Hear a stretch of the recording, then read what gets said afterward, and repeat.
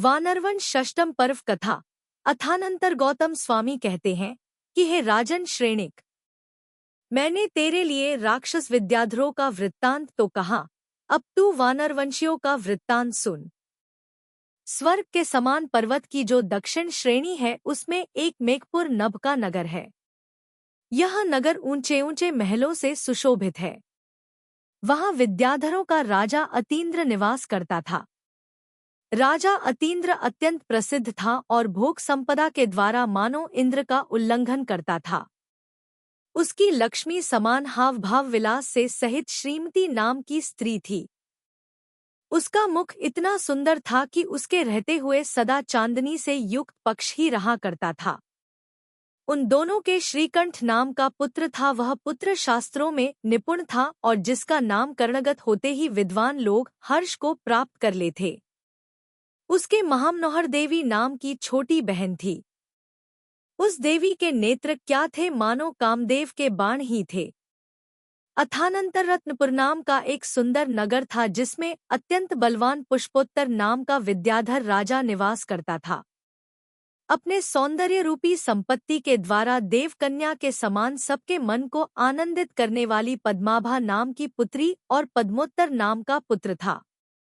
यह पद्मोत्तर इतना सुंदर था कि उसने अन्य मनुष्यों के नेत्र दूसरे पदार्थों के संबंध से दूर दिए थे, अर्थात सब लोग उसे ही देखते रहना चाहते थे।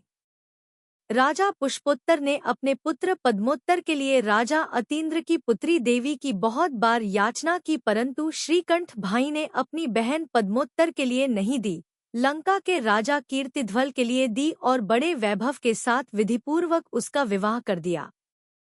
यह बात सुन राजा पुष्पोत्तर ने बहुत कोप किया। उसने विचार किया कि देखो, न तो हमारे वंश में कोई दोष है, न मुझ में दरिद्रता रूपी दोष है, न मेरे पुत्र में कुरूपना है और न मेरा उनसे कुछ वैर भी है, फिर भी श्रीकंठ ने मेरे पुत्र के लिए बहन नहीं दी।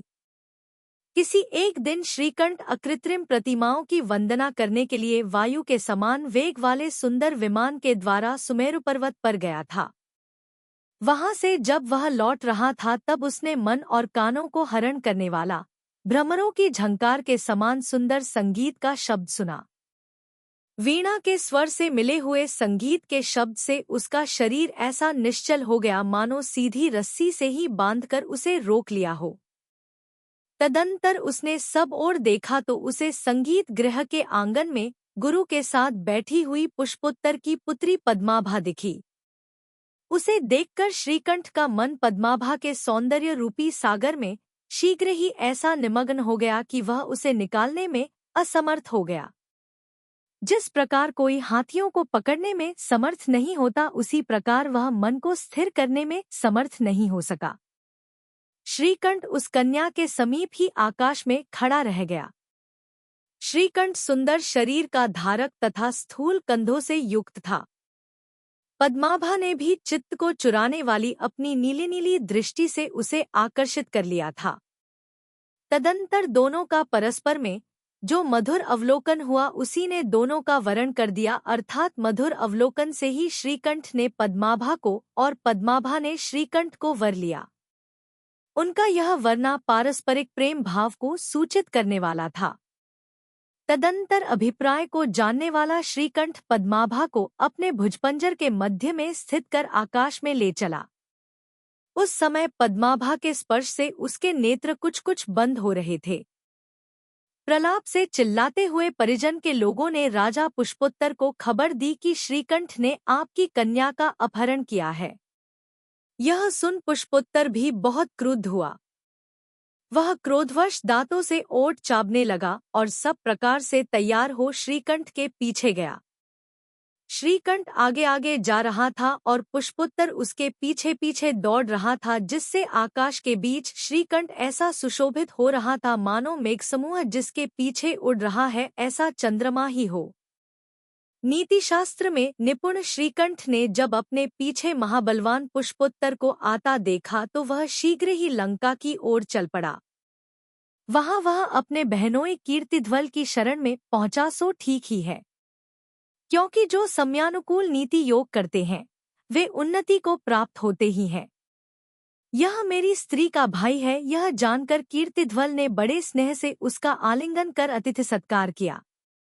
जब तक उन दोनों के बीच कुशल समाचार का प्रश्न चलता है कि तब तक बड़ी भारी सेना के साथ पुष्पोत्तर वहां जा पहुंचा। तदंतर कीर्तिध्वल ने आकाश को ओर देखा तो वह आकाश सब ओर से विद्याधरों के समूह से व्याप्त था, विशाल तेज से देदीप्यमान हो रहा था। तलवार, भाले आदि शस्त्रों से महाभयंकर था। बड़ा भारी शब्द उसमें हो रहा था। विद्याधरों के समागम से वह सेना ऐसी जान पड़ती थी मानो अपने स्थान से भ्रष्ट होने के कारण ही उसमें वह महाशब्द हो रहा था। वायु के समान वेग वाले घोड़ों, मेघों की उपमा रखने वाले हाथियों, बड़े बड़े विमानों और जिनकी गर्दन के बाल हिल रहे थे ऐसे सिंहों से उत्तर दिशा को व्याप्त देख कीर्तिध्वल ने क्रोध मिश्रित हंसी हंसकर मंत्रियों के लिए युद्ध का आदेश दिया। तदंतर अपने अकार्य खोटे कार्य के कारण लज्जा से अवनत श्रीकंठ ने शीघ्रता करने वाले कीर्तिध्वल से निम्नांकित वचन कहे कि जब तक मैं आपके आश्रय से शत्रु को परास्त करता हूँ तब तक आप यहाँ मेरे इष्टजन स्त्री की रक्षा करो। श्रीकंठ के ऐसा कहने पर कीर्तिध्वल ने उससे नीति युक्त वचन कहे कि भय का भेदन करने वाले मुझको पाकर तुम्हारा यह कहना युक्त नहीं है। यदि यह दुर्जन साम्यभाव से शांति को प्राप्त नहीं होता है तो तुम निश्चित देखना कि यह मेरे द्वारा प्रेरित होकर यमराज के ही मुख में प्रवेश करेगा। ऐसा कह अपनी स्त्री के भाई को तो उसने निश्चिंत कर महल में रखा और शीघ्र ही उत्कृष्ट अवस्था वाले धीरवीर दूतों को पुष्पोत्तर के पास भेजा। अतिशय बुद्धिमान और मधुर भाषण करने में निपुण दूतों ने लगे हाथ जाकर पुष्पोत्तर से यथाक्रम निम्नांकित वचन कहे। हे पुष्पोत्तर, हम लोगों के मुख में स्थापित एवं आदरपूर्ण वचनों से कीर्तिध्वल राजा आपसे यह कहता है कि आप उच्चकुल में उत्पन्न हैं, निर्मल चेष्टाओं के धारक हैं, समस्त संसार में प्रसिद्ध हैं और शास्त्रार्थ में चतुर हैं। हे महाबुद्धिमान, कौन सी मर्यादा आपके कानों में नहीं पड़ी है जिसे इस समय हम लोग आपके कानों के समीप रखें। श्रीकंठ भी चंद्रमा की किरणों के समान निर्मल कुल में उत्पन्न हुआ है, धनवान, विनय से युक्त है, सुंदर है और सब कलाओं से सहित है। तुम्हारी कन्या गुण, रूप तथा कुल सभी बातों में उसके योग्य है। इस प्रकार अनुकूल भाग्य दो समान व्यक्तियों का संयोग करा दे तो उत्तम है। जबकि दूसरे के घर की सेवा करना यह कन्याओं का स्वभाव ही है, तब दोनों पक्ष की सेनाओं का क्षय करने में कोई कारण दिखाई नहीं देता। दूत इस प्रकार कह ही रहा था कि इतने में पुत्री पद्माभा के द्वारा भेजी हुई दूती आकर पुष्पोत्तर से कहने लगी कि हे देव, पद्माभा आपके चरणों में नमस्कार कर कहती है कि मैं लज्जा के कारण आपसे स्वयं निवेदन करने के लिए नहीं आ सकी हूँ। हे तात, इस कार्य में श्रीकंठ का थोड़ा भी अपराध नहीं है। कर्मों के प्रभाव से मैंने इसे स्वयं प्रेरित किया था। चूंकि सत्कुल में उत्पन्न हुई स्त्रियों की यही मर्यादा है, इसे छोड़कर अन्य पुरुष का मेरे नियम है, त्याग है। इस प्रकार दूती के कहने पर अब क्या करना चाहिए इस चिंता को प्राप्त हुआ। उस समय वह अपने किंकर्तव्य विमूढ़ चित्त से बहुत दुखी हो रहा था। उसने विचार किया कि वर में जितने गुण होना चाहिए उनमें शुद्ध वंश में जन्म लेना सबसे प्रमुख है। यह गुण श्रीकंठ में है ही, उसके सिवाय यह बलवान पक्ष की शरण में आ पहुंचा है। यद्यपि इसका अभिमान दूर करने की मुझमें शक्ति है, पर जब कन्या के लिए यह स्वयं रुचता है तब इस विषय में क्या किया जा सकता है। तदंतर पुष्पोत्तर का अभिप्राय जानकर हर्ष से भरे दूत दूती के साथ वापस चले गए और सबने जो बात जैसी थी वैसी ही राजा कीर्तिध्वल से कह दी। पुत्री के कहने से जिसने क्रोध का भार छोड़ दिया था, ऐसा अभिमानी तथा परमार्थ को जानने वाला राजा पुष्पोत्तर अपने स्थान पर वापस चला गया।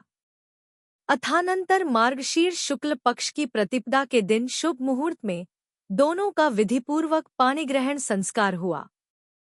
एक दिन उदार प्रेम से प्रेरित कीर्तिध्वल ने श्रीकंठ से निश्चयपूर्ण निम्नांकित वचन कहे।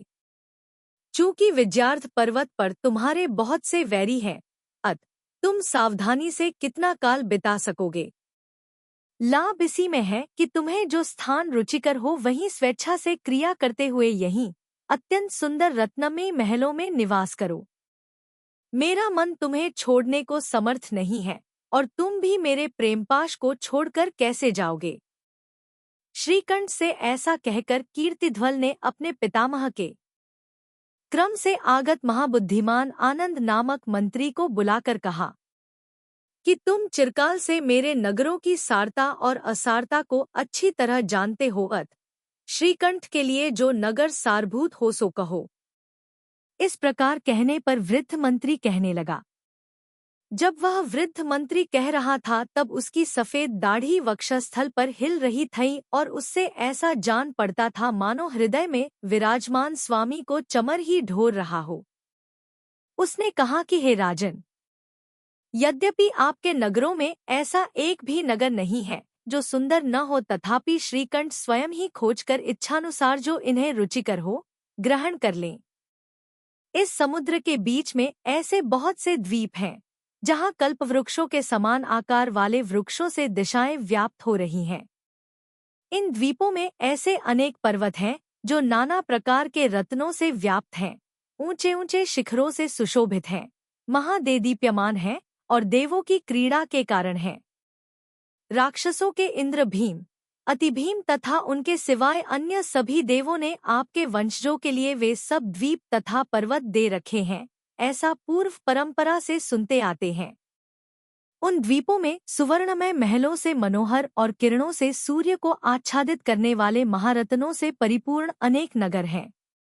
उन नगरों के नाम इस प्रकार हैं: संध्याकार, मनोहलाद, सुवेल, कांचन, हरि, योधन, जलधिध्वान, हंसद्वीप, भरक्षम, अर्धस्वर्गोत्कट, आवर्त, विघट, रोधन, अमल, कांत, स्फुटतट, रत्नद्वीप, तोयावली, सर, अलंघन, नभोभानु और क्षेम इत्यादि अनेक सुंदर सुंदर स्थान हैं। इन स्थानों में देव भी उपद्रव नहीं कर सकते हैं, जो बहुत भारी पुण्य से प्राप्त हो सकते हैं, और जहाँ की वसुधा नाना प्रकार के रत्नों से प्रकाशमान है, ऐसे वे समस्त नगर इस समय आपके अधीन हैं। यहाँ पश्चिमोत्तर भाग अर्थात वायव्य दिशा में समुद्र के बीच 300 योजन विस्तार वाला बड़ा भारी वानर द्वीप है। यह वानर द्वीप तीनों लोकों में प्रसिद्ध है और उसमें महामनोहर हजारों अवान्तर द्वीप हैं। यह द्वीप कहीं तो मणियों की लाल लाल प्रभा से ऐसा जान पड़ता मानो जल ही रहा हो, कहीं हरे मणियों की किरणों से आच्छादित होकर ऐसा सुशोभित होता है मानो धान के हरे भरे पौधों से ही आच्छादित हो, कहीं इंद्रनील मणियों के कांति से ऐसा लगता है मानो अंधकार के समूह से व्याप्त ही हो, कहीं पद्मराग मणियों की कांति से ऐसा जान पड़ता है मानो कमलाकर की शोभा धारण कर रहा हो। जहाँ आकाश में भ्रमती हुई सुगंधित वायु से हरे गए पक्षी यह नहीं समझ पाते हैं कि हम गिर रहे हैं। स्फटिक के बीच बीच में लगे हुए पद्मराग मणियों के समान जिनकी कांति है, ऐसे तालाबों के बीच प्रफुल्लित कमलों के समूह जहाँ हलनचलन रूप क्रिया के द्वारा ही पहचाने जाते हैं। जो द्वीप मकरंदरूपी मदिरा के आस्वादन से मनोहर शब्द करने वाले मदोन्मत्त पक्षियों से ऐसा जान पड़ता है मानो समीप में स्थित अन्य द्वीपों से वार्तालाप ही कर रहा हो। जहाँ रात्रि में चमकने वाली औषधियों की कांति के समूह से अंधकार इतनी दूर खदेड़ दिया गया था कि वह कृष्ण पक्ष की रात्रियों में भी स्थान नहीं पा सका था। जहाँ के वृक्ष छत्रों के समान आकार वाले हैं, फल और फूलों से सहित हैं, उनके स्कंध बहुत मोटे हैं और उन पर बैठे हुए पक्षी मनोहर शब्द करते रहते हैं। स्वभाव संपन्न, अपने आप उत्पन्न, वीर्य और कांति को देने वाले एवं मंद वायु से हिलते धान के पौधों से जहाँ की पृथ्वी ऐसी जान पड़ती है मानो उसने हरे रंग की चोली ही पहन रखी हो। जहाँ की वापिकाओं में भ्रमरों के समूह से सुशोभित नील कमल फूल रहे हैं और उनसे वे ऐसी जान पड़ती हैं मानो भौहों के संचार से सुशोभित नेत्रों से ही देख रही हूँ। हवा के चलने से समुत्पन्न अव्यक्त ध्वनि से कानों को हरने वाले पौंडों और ईखों के बड़े बड़े बगीचों से जहाँ के प्रदेश वायु के संचार से रहित हैं, अर्थात जहाँ पौंडे और ईख के सघन वनों से वायु का आवागमन रुकता रहता है। उस वानर द्वीप के मध्य में रत्न और सुवर्ण की लंबी चौड़ी शिलाओं से सुशोभित किष्कु नाम का बड़ा भारी पर्वत है। जैसा यह त्रिकूटाचल है वैसा ही वह किष्कु पर्वत है, सो उसकी शिखरूपी लंबी लंबी भुजाओं से आलिंगित दिशारूपी स्त्रियां परम शोभा को प्राप्त हो रही हैं। आनंद मंत्री के ऐसे वचन सुनकर परम आनंद को प्राप्त हुआ श्रीकंठ अपने बहनोई कीर्तिध्वल से कहने लगा कि जैसा आप कहते हैं वैसा मुझे स्वीकार है। तदंतर चैत्र मास के मंगलमय प्रथम दिन में श्रीकंठ अपने परिवार के साथ वानर द्वीप गया। प्रथम ही वह समुद्र को देखकर आश्चर्य से चकित हो गया।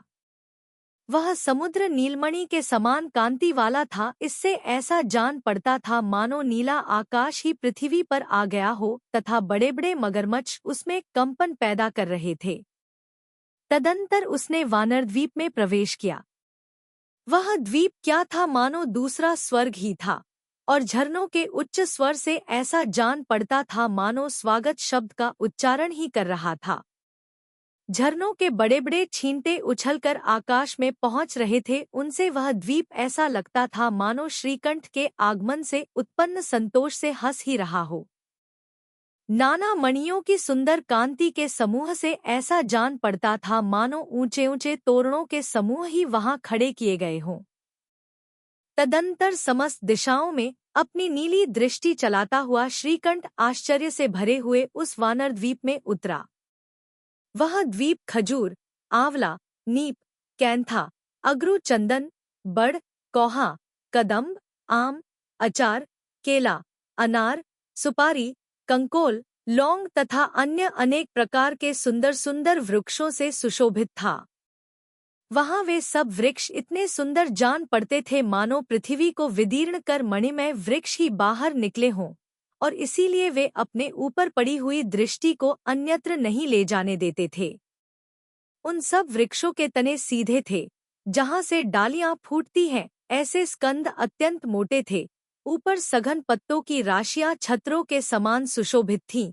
देदीप्यमान तथा कुछ नीचे की ओर झुकी हुई शाखाओं से, फूलों के समूह से और मधुर फलों से वे सब उत्तम संतान को प्राप्त हुए से जनपति थे। वे सब वृक्ष न तो अत्यंत ऊंचे थे न अत्यंत नीचे थे।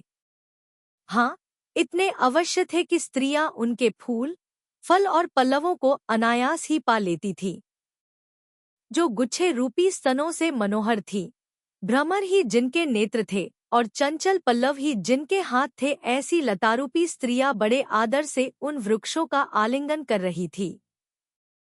पक्षियों के मनोहर शब्द से वे वृक्ष ऐसे जान पड़ते थे मानो परस्पर में वार्तालाप ही कर रहे हों, और भ्रमरों की मधुर झंकार से ऐसे सुशोभित हो रहे थे मानो गा ही रहे हों। कितने ही वृक्ष शंख के टुकड़ों के समान सफेद कांति वाले थे, कितने ही स्वर्ण के समान पीले रंग के थे, कितने ही कमल के समान गुलाबी रंग के थे, और कितने ही वैदूर्यमणि के समान नीले वर्ण के थे। इस तरह नाना प्रकार के वृक्षों से सुशोभित वहां के प्रदेश नाना रंग के दिखाई देते थे। वे प्रदेश इतने सुंदर थे कि उन्हें देखकर फिर स्वर्ग के देखने को इच्छा नहीं रहती थी। तोताओं के समान स्पष्ट बोलने वाले चकोर और चकोरी का जो मैनाओं के साथ वार्तालाप होता था, वह उस वानर द्वीप में सबसे बड़ा आश्चर्य का कारण था। तदंतर वह श्रीकंठ नाना प्रकार के वृक्षों की छाया में स्थित, फूलों की सुगंध से अनुलिप्त, रत्नमय तथा सुवर्णमय शिलातलों पर सेना के साथ बैठा, और वहीं उसने शरीर को सुख पहुँचाने वाले समस्त कार्य किए। तदंतर जिनमें नाना प्रकार के पुष्प फूल रहे थे, हंस और सारस पक्षी शब्द कर रहे थे, स्वच्छ जल भरा हुआ था, और जो मछलियों के संचार से कुछ कंपित हो रहे थे, ऐसे मालाओं की तथा फूलों के समूह की वर्षा करने वाले, महाकांतिमान और पक्षियों की बोली के बहाने मानो जोर जोर से जय शब्द का उच्चार करने वाले वृक्षों की, एवं नाना प्रकार के रत्नों से व्याप्त भूभागों, प्रदेशों की सुषमा से युक्त उस वानर द्वीप में श्रीकंठ जहाँ तहाँ भ्रमण करता हुआ बहुत सुखी हुआ। तदंतर नंदन वन के समान उस वन में विहार करते हुए श्रीकंठ ने इच्छानुसार क्रीड़ा करने वाले अनेक प्रकार के वानर देखे। सृष्टि की इस विचित्रता को देखकर श्रीकंठ विचार करने लगा कि देखो, ये वानर तिर्यंच योनि में उत्पन्न हुए हैं, फिर भी मनुष्य के समान क्यों हैं? ये वानर मुख, पैर, हाथ तथा अन्य अवयव भी मनुष्य के अवयवों के समान ही धारण करते हैं। न केवल अवयव ही, इनकी चेष्टा भी मनुष्यों के समान है। तदंतर उन वानरों के साथ क्रीड़ा करने की श्रीकंठ के बहुत भारी इच्छा उत्पन्न हुई। यद्यपि वह स्थिर प्रकृति का राजा था तो भी अत्यंत उत्सुक हो उठा। उसने विस्मित चित्त होकर मुख की ओर देखने वाले निकटवर्ती पुरुषों को आज्ञा दी कि इन वानरों को शीघ्र ही यहाँ लाओ। कहने की देर थी कि विद्याधरों ने सैकड़ों वानर लाकर उनके समीप खड़े कर दिए। वे सब वानर हर्ष से कलकल शब्द कर रहे थे।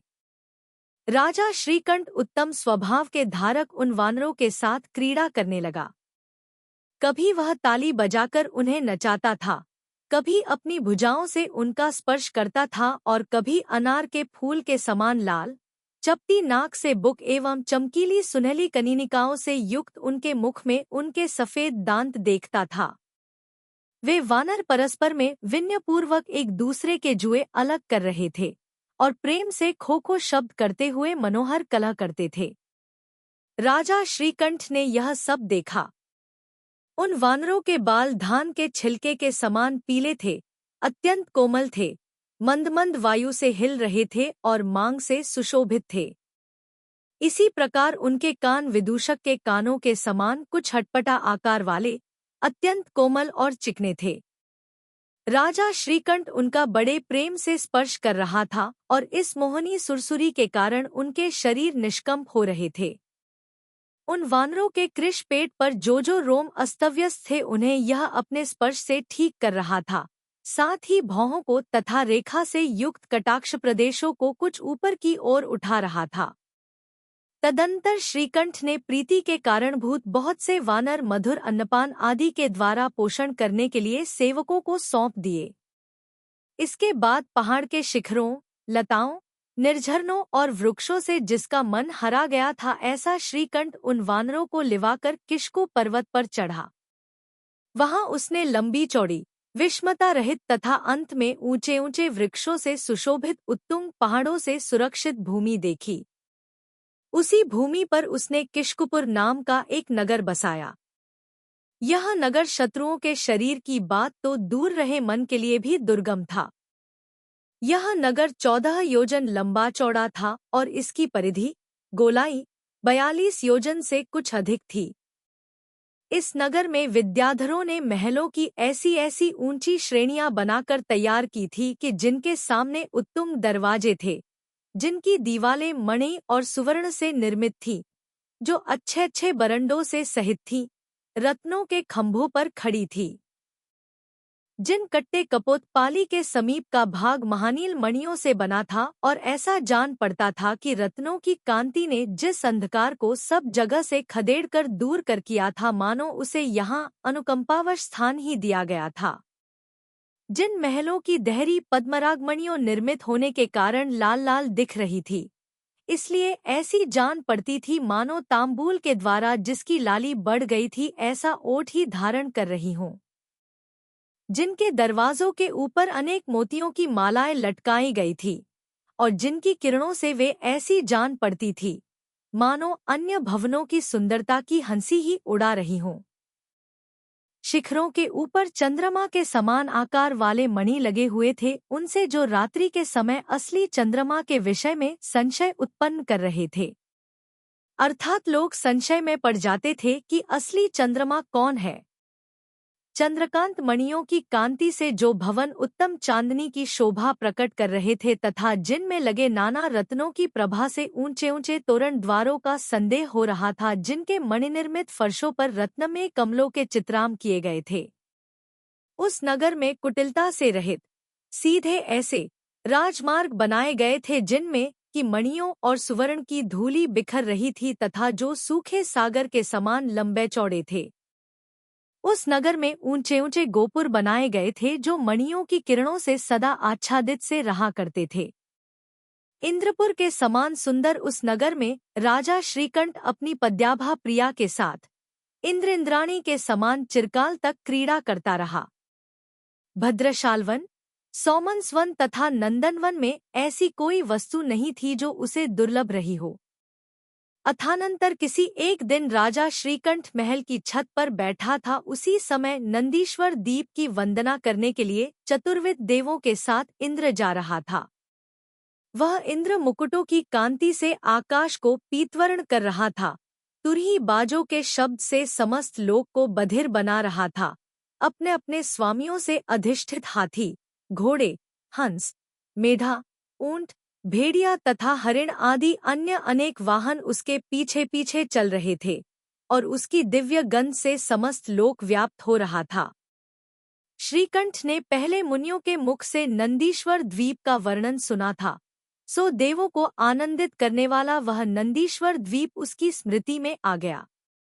स्मृति में आते ही उसने देवों के साथ नंदीश्वर द्वीप जाने का विचार किया। विचार कर वह समस्त विद्याधरों के साथ आकाश में आरूढ़ हुआ, जिसमें विद्या निर्मित क्रौंच पक्षी जुते थे। ऐसे विमान पर अपनी प्रिया पद्याभा के साथ बैठकर राजा श्रीकंठ आकाश मार्ग से जा रहा था, परंतु जब मानुषोत्तर पर्वत पर पहुंचा तो उसका आगे जाना रुक गया। इसकी गति तो रुक गई, परंतु देवों के समूह मानुषोत्तर पर्वत को उल्लंघ कर आगे निकल गए। यह देख श्रीकंठ परम शोक को प्राप्त हुआ। उसका उत्साह भग्न हो गया और कांति नष्ट हो गई। तदंतर वह विलाप करने लगा कि हाय हाय, क्षुद्र शक्ति के धारी मनुष्यों की उन्नति को धिक्कार हो। नंदीश्वर द्वीप में जो जिनेंद्र भगवान की महाकांतिशाली प्रतिमाएं हैं, मैं निश्चल भाव से उसके दर्शन करूंगा।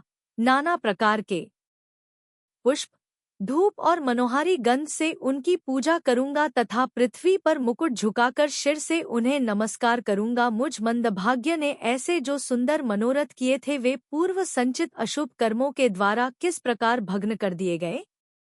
अथवा यद्यपि यह बात मैंने अनेक बार सुनी थी कि मनुष्य मानुषोत्तर पर्वत का उल्लंघन कर नहीं जा सकते हैं, तथापि अतिशय वृद्धि को प्राप्त हुई श्रद्धा के कारण मैं इस बात को भूल गया और आत्मशक्ति का धारी होकर भी जाने के लिए तत्पर हो गया। इसलिए अब मैं ऐसे कार्य करता हूँ कि जिससे अन्य जन्म में नंदीश्वर द्वीप जाने के लिए मेरी गति रोकी न जा सके। ऐसा हृदय से निश्चय कर श्रीकंठ पुत्र के लिए राज्य सौंपकर समस्त परिग्रह का त्यागी महामुनि हो गया। तदंतर श्रीकंठ का पुत्र वज्रकंठ अपनी चारुणी नामक वल्लभा के साथ महामनोहर किचपुर में उत्कृष्ट राज्य लक्ष्मी का उपभोग कर रहा था कि उसने एक दिन वृद्धजनों से अपने पिता के पूर्वभव सुने। सुनते ही उसका वैराग्य बढ़ गया और पुत्र के लिए ऐश्वर्य सौंपकर उसने जिन दीक्षा धारण कर ली। यह सुनकर राजा श्रेणिक ने गौतम गंधर से पूछा कि श्रीकंठ के पूर्वभव का वर्णन कैसा था, जिसे सुनकर वज्रकंठ तत्काल विरक्त हो गया। उत्तर में गंधर भगवान कहने लगे कि पूर्वभव में 2 भाई वणिक थे, दोनों में परम प्रीति थी, परंतु स्त्रियों ने उन्हें पृथक पृथक कर दिया। उनमें छोटा भाई दरिद्र था और बड़ा भाई धन संपन्न था। बड़ा भाई किसी सेठ का आज्ञाकारी था, सो उसके समागम से वह श्रावक अवस्था को प्राप्त हुआ, परंतु छोटा भाई शिकार आदि कुव्यसनों में फंसा था। छोटे भाई की इस दशा से बड़ा भाई सदा दुखी रहता था। एक दिन उसने अपने स्वामी का एक सेवक छोटे भाई के पास भेजकर झूठ-मूठ ही अपने आहत होने का समाचार भेजा। उसे सुनकर प्रेम से भरा छोटा भाई दौड़ा आया। इस घटना से बड़े भाई ने परीक्षा कर ली कि यह हमसे स्नेह रखता है। यह जानकर उसने छोटे भाई के लिए बहुत धन दिया। धन देने का समाचार जब बड़े भाई की स्त्री को मिला तो वह बहुत ही कुपित हुई। इस अनबन के कारण बड़े भाई ने अपनी दुष्ट स्त्री का त्याग कर दिया और छोटे भाई को उपदेश देकर दीक्षा ले ली। समाधि से मरकर बड़ा भाई इंद्र हुआ और छोटा भाई शांत परिणामों से मरकर देव हुआ। वहां से च्युत होकर छोटे भाई का जीव श्रीकंठ हुआ। श्रीकंठ को संबोधने के लिए बड़े भाई का जीव जो वैभवशाली इंद्र हुआ था अपने आप को दिखाता हुआ नंदीश्वर द्वीप गया था। इंद्र को देखकर तुम्हारे पिता श्रीकंठ को जातिस्मरण हो गया। यह कथा मुनियों ने हमसे कही थी, ऐसा वृद्धजनों ने वज्रकंठ से कहा। यह कथा सुनकर वज्रकंठ अपने वज्रप्रभ पुत्र के लिए राज्य देकर मुनि हो गया। वज्रप्रभ भी अपने पुत्र इंद्रमत के लिए राज्य देकर मुनि हुआ। तदंतर इंद्रमत से मेरु, मेरु से मंदर, मंदर से समीरणगति, समीरणगति से रविप्रभ और रविप्रभ से अमरप्रभ नामक पुत्र हुआ। अमरप्रभ लंका के धनी की पुत्री गुणवती को विवाहने के लिए अपने नगर ले गया। जहाँ विवाह की वेदी बनी थी वहाँ की भूमि दर्पण के समान निर्मल थी तथा वहाँ विद्याधरों की स्त्रियों ने मणियों से आश्चर्य उत्पन्न करने वाले अनेक चित्र बना रखे थे। कहीं तो भ्रमरों से आलिंगित कमलों का वन बना हुआ था, कहीं नील कमलों का वन था, कहीं आधे लाल और नीले कमलों का वन था, कहीं चोच से मृणाल दबाए हुए हंसों के जोड़े बने थे और कहीं क्रौंच, सारस तथा अन्य पक्षियों के युगल बने थे। उन्हीं विद्याधरों ने कहीं अत्यंत चिकने 5 वर्ण के रत्नमयी चूर्ण से वानरों के चित्र बनाए थे, सो इन्हें देखकर विद्याधरों का स्वामी राजा अमरप्रभ परम संतोष को प्राप्त हुआ। सो ठीक ही है, क्योंकि सुंदर रूप प्राप्त कर धीरवीर मनुष्य के भी मन को हर लेता है। इधर राजा अमरप्रभ तो परम संतुष्ट हुआ, उधर वधू गुणवती विकृत मुख वाले उन वानरों को देखकर भयभीत हो गई। उसका प्रत्येक अंग कांपने लगा, सब आभूषण चंचल हो उठे, सबके देखते देखते ही उसकी आँखों की पुतलियां भय से घूमने लगी। उसके सारे शरीर से रोमांच निकल आए और उनसे वह ऐसे जान पड़ने लगी मानो शरीरधारी भय को ही दिखा रही हो। उसके ललाट पर जो तिलक लगा था वह श्वेतजल की बूंदों से मिलकर फैल गया। यद्यपि वह भयभीत हो रही थी तो भी उसकी चेष्टाएं उत्तम थी। अंत में वह इतनी भयभीत हुई कि राजा अमरप्रभ से लिपट गई। राजा अमरप्रभ पहले जिन वानरों को देखकर प्रसन्न हुआ था अब उन्हीं वानरों के प्रति अत्यंत क्रोध करने लगा। सो ठीक ही है, क्योंकि खी का अभिप्राय देखकर सुंदर वस्तु भी रुचिकर नहीं होती। तदंतर उसने कहा कि हमारे विवाह में अनेक आकारों के धारक तथा भय उत्पन्न करने वाले ये वानर किसने चित्रित किए हैं? निश्चित ही इस कार्य में कोई मनुष्य मुझसे ईर्ष्या करने वाला है, सो शीघ्र ही उसकी खोज की जाए, मैं स्वयं ही उसका वध करूंगा।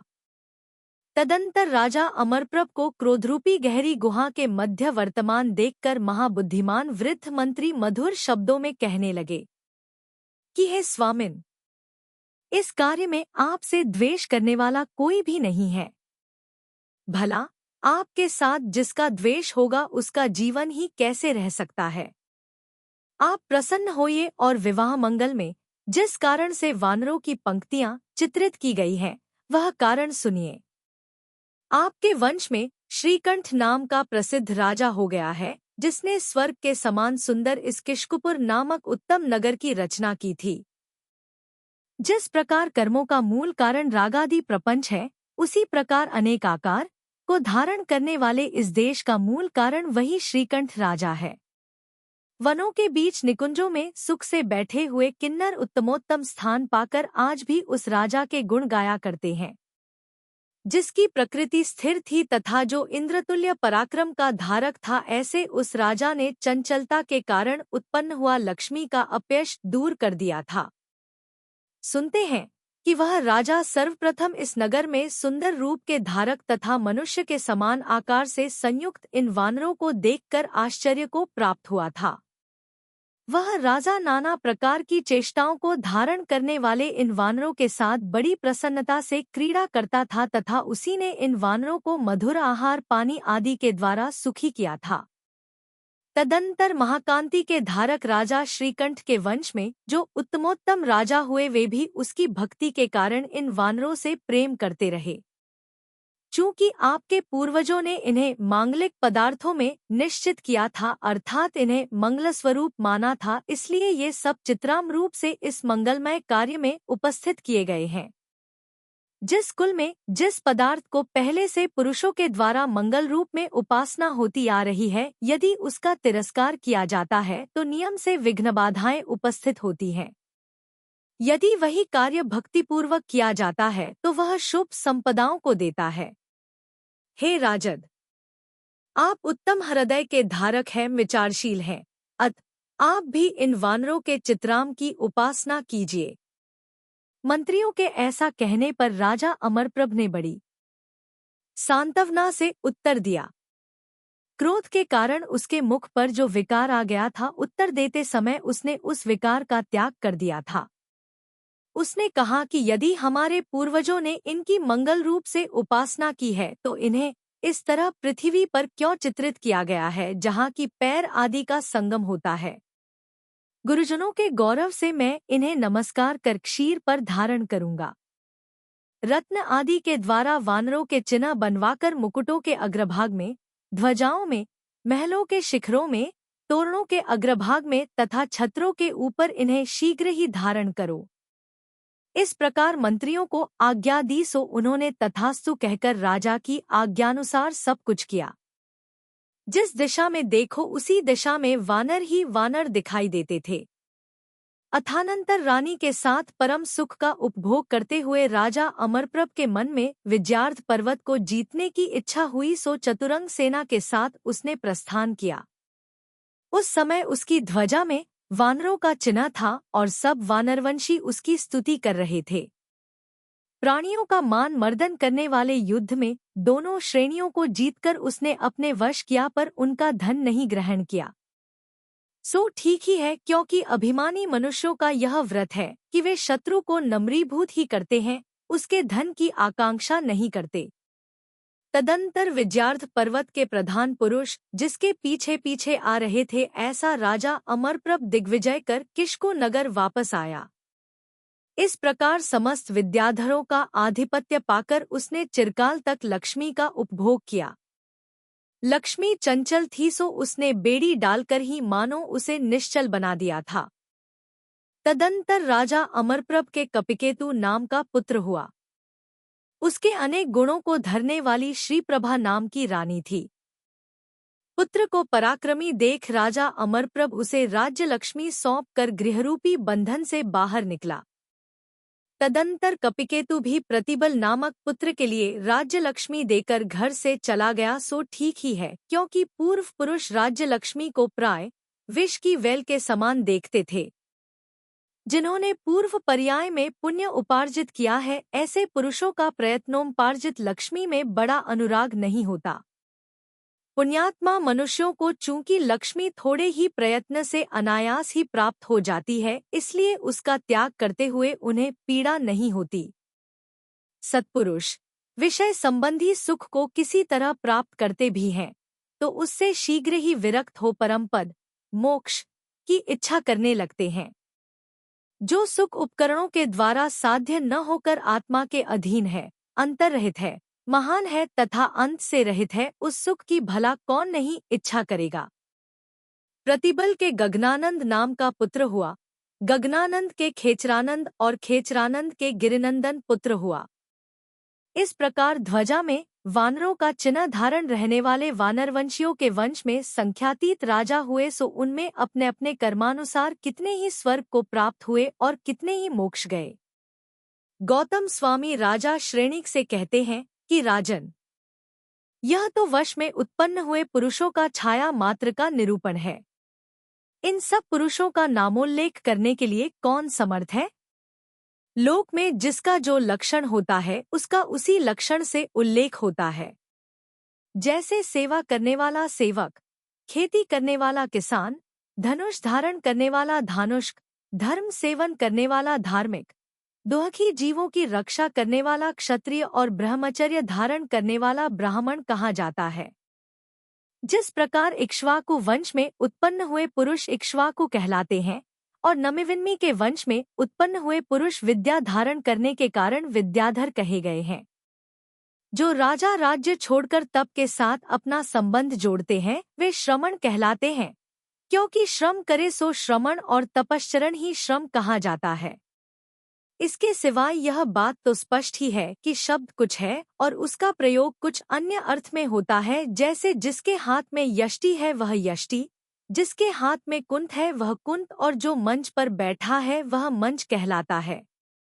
इस तरह साहचर्य आदि धर्मों के कारण शब्दों के प्रयोग में भेद होता है, इसके उदाहरण दिए गए हैं।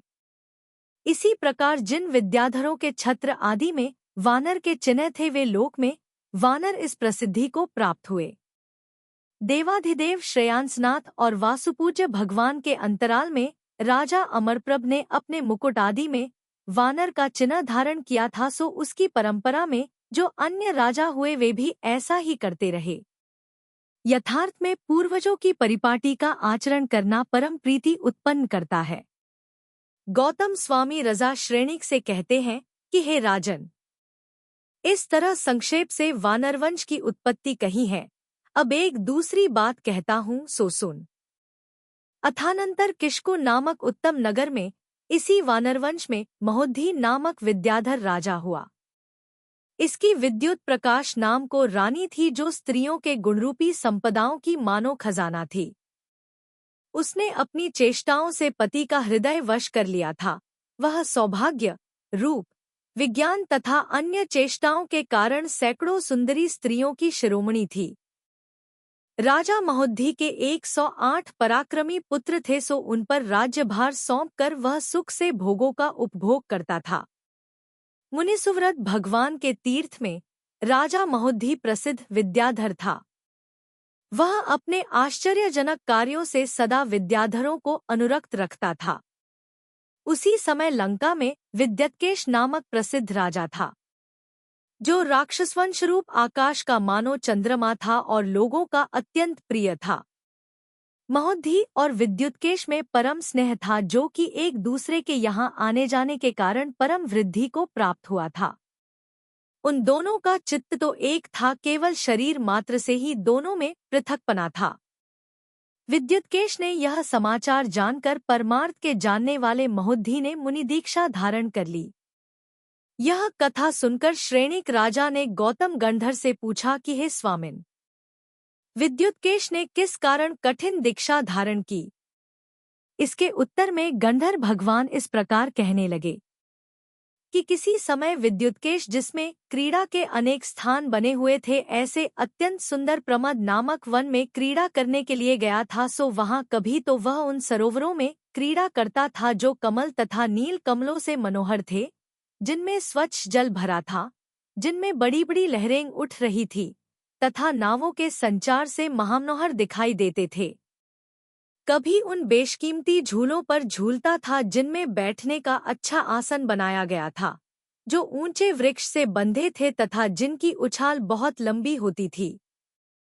कभी उन सुवर्णमय पर्वतों पर चढ़ता था, जिनके ऊपर जाने के लिए सीढ़ियों के मार्ग बने हुए थे, जिनके शिखर रत्नों से रंजित थे और जो वृक्षों के समूह से वेष्टित थे।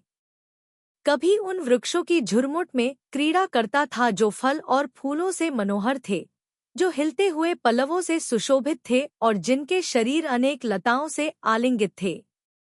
कभी उन स्त्रियों के बीच बैठकर क्रीड़ा करता था कि जिनके हाव भाव विलास रूप संपदाएं मुनियों को भी क्षोभित करने की सामर्थ्य रखती थी, जो फूल आदि तोड़ने की क्रिया में लगे हुए हस्तरूपी पल्लवों से शोभायमान थी, स्थूल नितंब धारण करने के कारण जिनके शरीर पर श्वेत जल की बूंदें प्रकट हो रही थी, स्तनों के कंपन से ऊपर की ओर उछलने वाले बड़े बड़े मोतियों के हार से जिनकी कांति बढ़ रही थी, जिसकी सूक्ष्म रेखाएं कभी अंतर्हित हो जाती थी और कभी प्रकट दिखाई देती थी, ऐसी कमर से जो सुशोभित थी, श्वासोच्छ्वास से आकर्षित मत भावों के निराकरण करने में जिनका चित्त व्याकुल था, जो नीचे खिसके हुए वस्त्र को अपने हाथ से थामे हुई थी तथा जिनके नेत्र इधर-उधर चल रहे थे।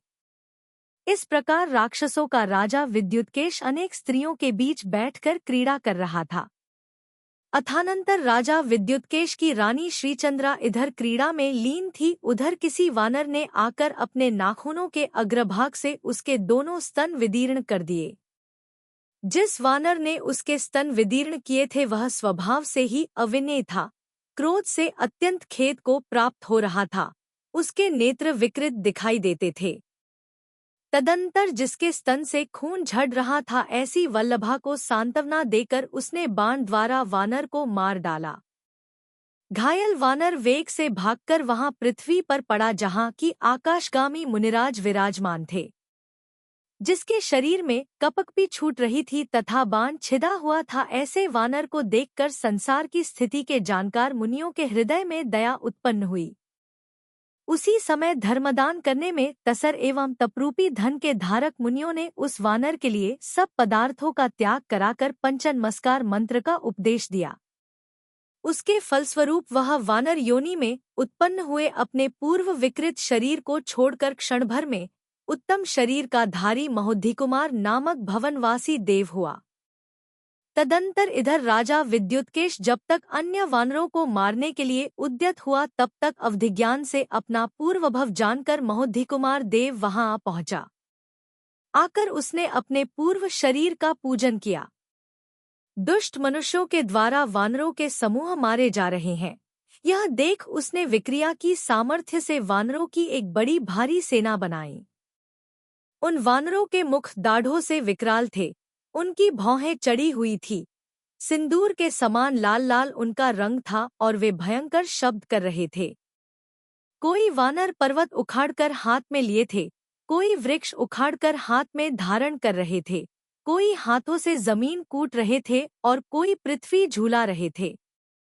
क्रोध के भार से जिनके अंग महारुद्र महाभयंकर दिख रहे थे और जो दूर दूर तक लंबी छलांगे भर रहे थे, ऐसे मायामी वानरों ने अतिशय कुपित वानरवंशी राजा विद्युत्केश विद्याधर से कहा कि अरे दुराचारी, ठहर ठहर, अब तू मृत्यु के वश आ पड़ा है। अरे पापी, वानर को मारकर अब तू किसकी शरण में जाएगा? ऐसा कहकर हाथों में पर्वत धारण करने वाले उन मायामी वानरों ने समस्त आकाश को इस प्रकार व्याप्त कर लिया कि सुई रखने को भी स्थान नहीं दिखाई देता था। तदंतर आश्चर्य को प्राप्त हुआ विद्युत के विचार करने लगा कि यह वानरों का बल नहीं है, यह तो कुछ और ही होना चाहिए। तब शरीर की आशा छोड़ नीतिशास्त्र का पंडित विद्युत्केश मधुरवाणी द्वारा विनयपूर्वक वानरों से बोला कि हे सत्पुरुषों, कहो आप लोग कौन हो? तुम्हारे शरीर अत्यंत देदीप्यमान हो रहे हैं, तुम्हारी यह शक्ति वानरों की स्वाभाविक शक्ति तो नहीं दिखाई पड़ती।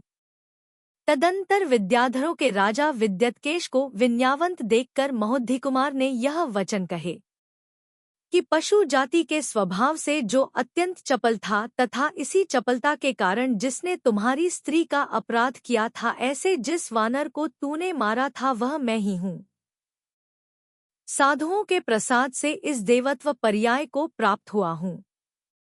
यह पर्याय महाशक्ति से युक्त है तथा इच्छानुसार इसमें संपदाएं प्राप्त होती हैं। तुम मेरी विभूति को देखो। यह कहकर उसने मनोदधि कुमारदेव के योग्य अपनी उत्कृष्ट लक्ष्मी उसके सामने प्रकट कर दी। यह देख भय से विद्युत्केश का सर्व शरीर कांपने लगा, उसका हृदय विदीर्ण हो गया, रोमांच निकल आए और आंखें घूमने लगी। तब महोद्धी कुमार ने कहा कि डरो मत, देव की वाणी सुन। दुखी होते हुए विद्युत्केश ने गदगद वाणी में कहा कि मैं क्या करूं, जो आप आज्ञा करो सो करूं। तदंतर वह देव राजा विद्युत्केश को, जिन्होंने पंच नमस्कार मंत्र दिया था, उन गुरु के पास ले गया। वहां जाकर देव तथा राजा विद्युत्केश दोनों ने प्रदक्षिणा देकर गुरु के चरणों में नमस्कार दिया। महोद्धिकुमार देव ने मुनिराज की यह कहकर बार बार स्तुति की कि मैं यद्यपि वानर था तो भी समस्त प्राणियों से स्नेह रखने वाले आप ऐसे गुरु को पाकर मैंने यह देव पर्याय प्राप्त की है। यह कहकर उसने महामालाओं से मुनिराज को पूजा की तथा चरणों में नमस्कार किया। यह आश्चर्य देखकर विद्याधर विद्युत्केश ने मुनिराज से पूछा कि हे देव, मैं क्या करूं? मेरा क्या कर्तव्य है? इसके उत्तर में मुनिराज ने निम्नांकित हितकारी वचन कहे कि 4 ज्ञान के धारी हमारे गुरु पास ही विद्यमान है, सो हम लोग उन्हीं के समीप चले, यही सनातन धर्म है। आचार्य के समीप रहने पर भी जो उनके पास नहीं जाता है और स्वयं उपदेशादि देकर आचार्य का काम करता है, वह मूर्ख शिष्य शिष्यपना को दूर से ही छोड़ देता है। वह न तो शिष्य रहता है और न आचार्य ही कहलाता है। वह धर्मरहित है, कुमार्गामी है, अपने समस्त आचार से भ्रष्ट है और साधुजनों के द्वारा निंदनीय है। मुनिराज के ऐसा कहने पर देव और विद्याधर दोनों ही परम आश्चर्य को प्राप्त हुए। अपने अपने परिवार के साथ उन्होंने मन में विचार किया कि अहो तप का कैसा लोकोत्तर महात्म्य है कि ऐसे सर्वगुण संपन्न मुनिराज के भी अन्य गुरु विद्यमान है। तदंतर धर्म के लिए जिनका चित्त उत्कंठित हो रहा था, ऐसे देव और विद्याधर उक्त मुनिराज के साथ उनके गुरु के समीप गए। वहां जाकर उन्होंने बड़े आदर के साथ प्रदक्षिणा देकर गुरु को नमस्कार किया और नमस्कार के अनंतर न तो अत्यंत दूर और न अत्यंत पास किंतु कुछ दूर हटकर बैठ गए। तदंतर तप की राशि से उत्पन्न दीप्ति से देदीप्यमान मुनिराज की उस उत्कृष्ट मुद्रा को देखकर देवघर विद्याधर धर्माचार से समुद्भत किसी अद्भुत चिंता को प्राप्त हुए। उस समय हर्ष और आश्चर्य से सबके नेत्रकमल प्रफुल्लित हो रहे थे तथा सभी महाविनय से युक्त थे। तत्पश्चात देव और विद्याधर दोनों ने हाथ जोड़ मस्तक से लगाकर मुनिराज से धर्म तथा उसके यथायोग्य फल को पूछा। तदंतर जिनका मन सदा प्राणियों के हित में लगा रहता था तथा जिनकी समस्त चेष्टाएं संसार के कारणों के संपर्क से सदा दूर रहती थी, ऐसे मुनिराज सजल मेघ की गर्जना के समान गंभीर वाणी से जगत का कल्याण करने वाले उत्कृष्ट धर्म का निरूपण करने लगे। जब मुनिराज बोल रहे थे तब लता मंडप में स्थित मयूरों के समूह में गर्जना की शंका कर हर्ष से नृत्य करने लगे थे। मुनिराज ने कहा कि हे देव और विद्याधरी, संसार का कल्याण करने वाले जिनेंद्र भगवान ने धर्म का जैसा स्वरूप कहा है वैसा ही मैं कहता हूँ। आप लोग मन स्थिर कर सुनो। जिनका चित्त विचार करने में जड़ है, ऐसे बहुत से अधम प्राणी धर्म के नाम पर अधर्म का ही सेवन करते हैं।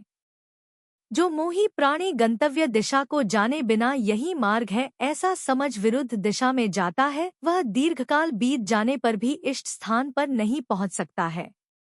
विचार करने की क्षमता से रहित विषय लंपटी मनुष्य कथाखानियों द्वारा जिसे धर्म संज्ञा दी गई है, ऐसे जीवघात आदि से उत्पन्न अधर्म का ही सेवन करते हैं। मिथ्यादर्शन से दूषित मनुष्य ऐसे अधर्म का अभिप्राय पूर्वक सेवन कर तिर्यंच तथा नरकती के दुहकों के पात्र होते हैं। कुयुक्तियों के जाल से परिपूर्ण ग्रंथों के अर्थ से मोहित प्राणी धर्म प्राप्त करने की इच्छा से बड़े बड़े दंडों के द्वारा आकाश को ताड़ित करते हैं, अर्थात जिन कार्यों में धर्म की गंध भी नहीं उन्हें धर्म समझकर करते हैं। जिसमें प्रतिपादित आचार हिंसादि पापों से रहित है तथा जिसमें शरीर श्रम कायक्लेश का उपदेश दिया गया है, ऐसे किसी मिथ्या शासन में भी यद्यपि थोड़ा धर्म का अंश होता है तो भी सम्यक दर्शन से रहित होने के कारण वह निर्मूल ही है। ऐसे जीवों का ज्ञान रहित क्षुद्र चारित्र मुक्ति का कारण नहीं है। मिट्टी का ढेला भी पार्थिव है और वैदूर्य मणि भी पार्थिव है, सो पार्थिवत्व सामान्य की अपेक्षा दोनों के गुण आदिक एक समान नहीं हो जाते। मिथ्या दृष्टियों के द्वारा निरूपित धर्म मिट्टी के ढेले के समान है और जिनेंद्र भगवान के द्वारा निरूपित धर्म वैदूर्य मणि के समान है, जबकि धर्म संज्ञा दोनों में ही समान है। धर्म का मूल दया है और दया का मूल अहिंसा रूप परिणाम है। परिग्रही मनुष्यों के हिंसा निरंतर होती रहती है। दया के सिवाय सत्य वचन भी धर्म है, परंतु सत्य वचन वह कहलाता है कि जिससे दूसरे को दुहक न हो। अदत्तादान का त्याग करना, परस्त्री का छोड़ना, धनादिक में संतोष रखना, इंद्रियों का निवारण करना, कषायों को कुश करना और ज्ञानी मनुष्यों की विनय करना, यह सम्यक दृष्टि गृहस्थों का व्रत अर्थात धर्म का विधिपूर्वक निरूपण करता हूँ, सो सुनो।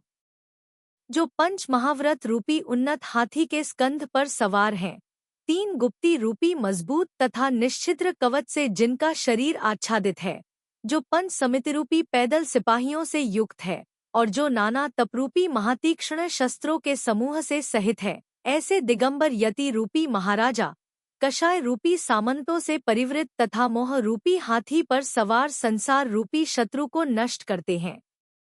जब सब प्रकार के आरंभ का त्याग किया जाता है और सम्यक दर्शन धारण किया जाता है, तभी मुनियों का धर्म प्राप्त होता है।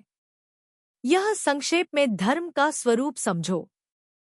यह धर्म ही त्रिलोक संबंधी लक्ष्मी को प्राप्ति का कारण है। उत्तम पुरुषों ने इस धर्म को ही उत्कृष्ट मंगल स्वरूप कहा है। जिस धर्म के द्वारा महासुखदायी त्रिलोक का शिखर अर्थात मोक्ष प्राप्त हो जाता है, उस धर्म का और दूसरा कौन उत्कृष्ट गुण कहा जावे? अर्थात धर्म का सर्वोपरि गुण यही है कि उससे मोक्ष प्राप्त हो जाता है। गृहस्थ धर्म के द्वारा यह मनुष्य स्वर्ग में देवी समूह के मध्य में स्थित हो संकल्प मात्र से प्राप्त उत्तमोत्तम भोगों को भोगता है, और मुनि धर्म के द्वारा उस मोक्ष को प्राप्त होता है जहाँ की इसे अनुपम, निर्बाध तथा अनंत सुख मिलता है। स्वर्गगामी उत्कृष्ट मनुष्य स्वर्ग से च्युत होकर पुनः मुनि दीक्षा धारण करते हैं और 2-3 भवों में ही परमपद मोक्ष प्राप्त कर लेते हैं। परंतु जो पापी मिथ्यादृष्टि जीव हैं, वे काकतालीय न्याय से यद्यपि स्वर्ग प्राप्त कर लेते हैं, तो भी वहां से स्तुत हो कुयोनियों में ही भ्रमण करते रहते हैं। जिनेंद्र भगवान के द्वारा कथित वाक्य अर्थात शास्त्र ही उत्तम वाक्य है। जिनेंद्र भगवान के द्वारा निरूपित तप ही उत्तम तप है। जिनेंद्र भगवान के द्वारा प्रोक्त धर्म ही परम धर्म है और जिनेंद्र भगवान के द्वारा उपदिष्ट मत ही परम मत है।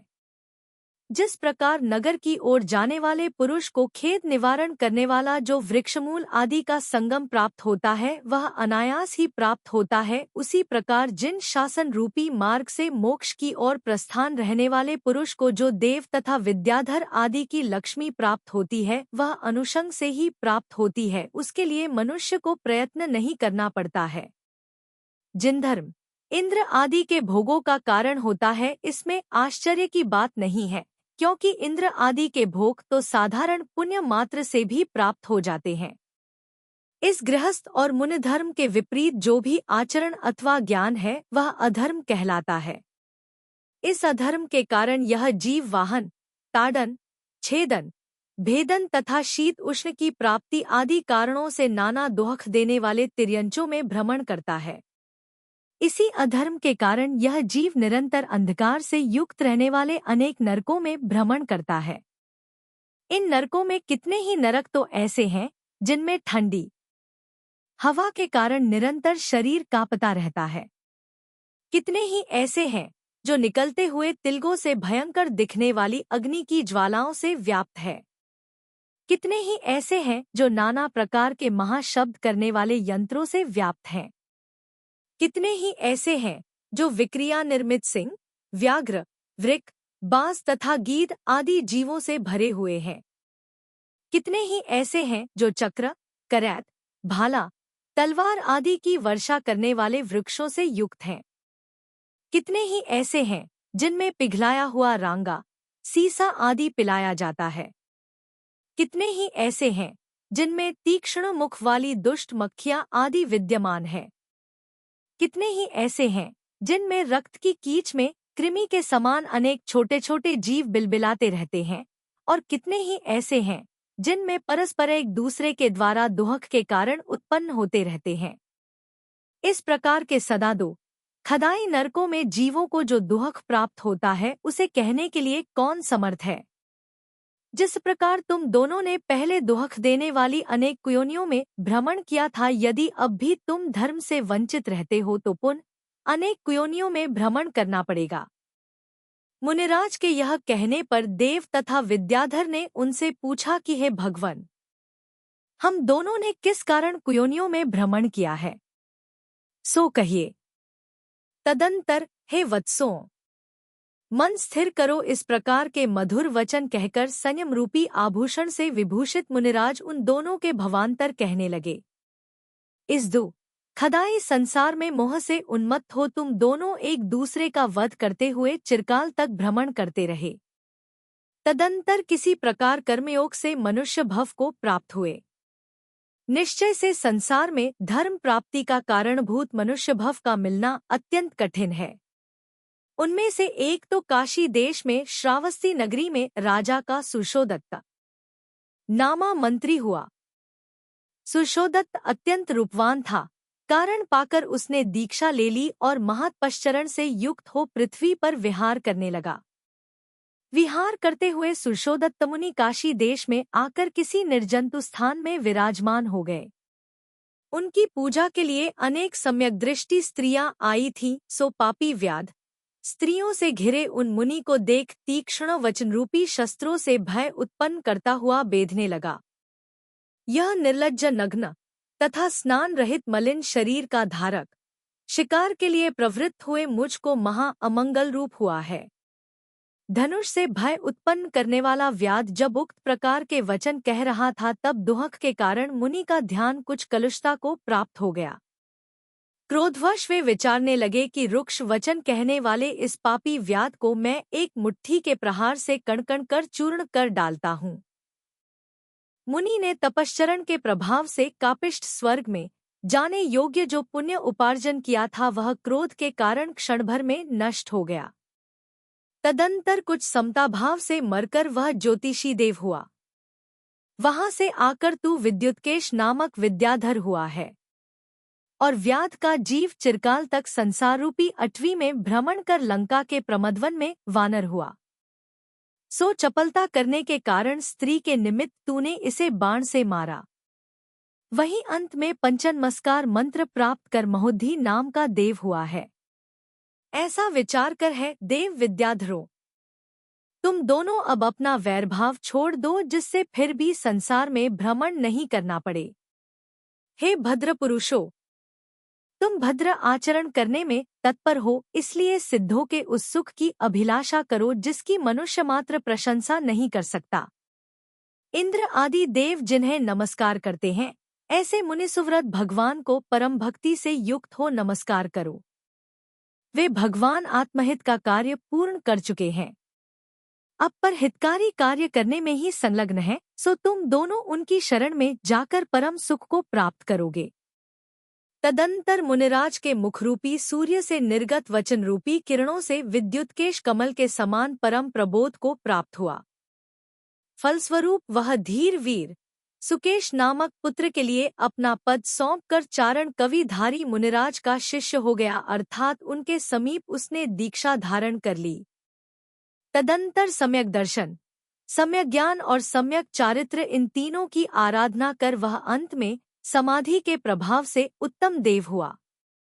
इधर किष्कपुर का स्वामी महोद्धी बिजली के समान कांति को धारण करने वाली स्त्रियों के साथ, जिस पर चंद्रमा की किरणें पड़ रही थी, ऐसे महामनोहर उत्तुंग भवन के शिखर पर सुंदर गोष्ठी रूपी अमृत का स्वाद लेता हुआ इंद्र के समान सुख से बैठा था कि उसी समय शुक्ल वस्त्र को धारण करने वाले एक विद्याधर ने बड़े वेग से आकर तथा सामने खड़े होकर आदर पूर्वक प्रणाम किया और तदंतर विद्युत्केश विद्याधर के दीक्षा लेने का समाचार कहा।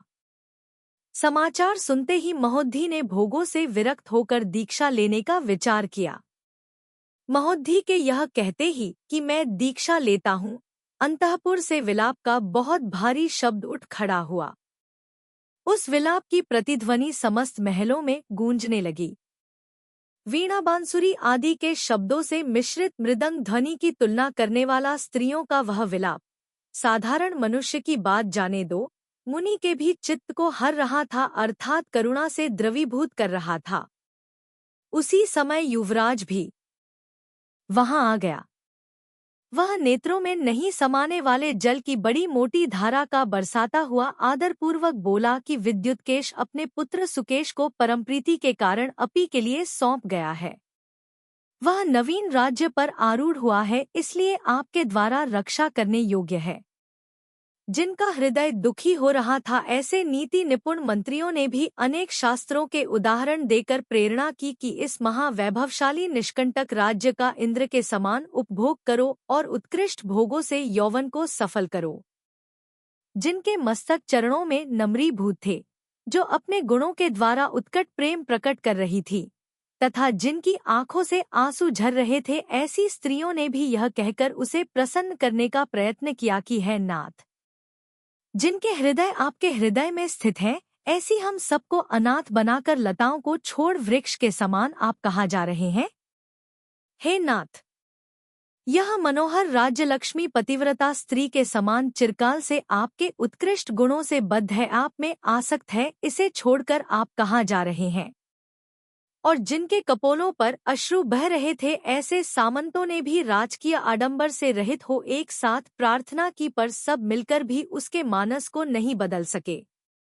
अंत में उसने स्नेहरूपी पाश को छेद कर तथा समस्त परिग्रह का त्याग कर प्रतिचंद्र नामक पुत्र के लिए राज्य सौंप दिया और शरीर में भी निस्पृह होकर कठिन दिगंबरी लक्ष्मी मुनि दीक्षा धारण कर ली।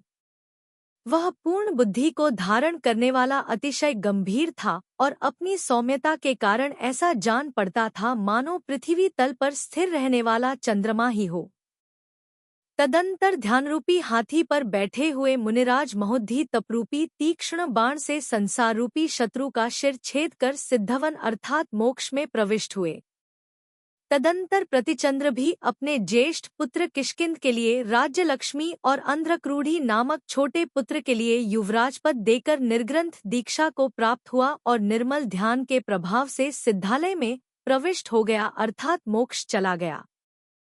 तदंतर जिनका तेज एक दूसरे में आक्रांत हो रहा था, ऐसे सूर्य चंद्रमा के समान तेजस्वी दोनों भाई किष्किंध और अंध्रक्रूढ़ी पृथ्वी पर अपना कार्यभार फैलाने को उद्यत हुए। इसी समय विजयार्ध पर्वत की दक्षिण श्रेणी में इंद्र के समान रत्नूपुर नाम का नगर था। उसमें दोनों श्रेणियों का स्वामी महापराक्रमी तथा शत्रुओं को भय उत्पन्न करने वाला राजा अश्निवेग रहता था। अश्निवेग का पुत्र विजय सिंह था। आदित्यपुर के राजा विद्यामंदर विद्याधर की वेगवती रानी से समुत्पन्न एक श्रीमाला नाम की पुत्री थी। वह इतनी सुंदरी थी कि अपनी कांति से आकाशतल को लिप्त करती थी।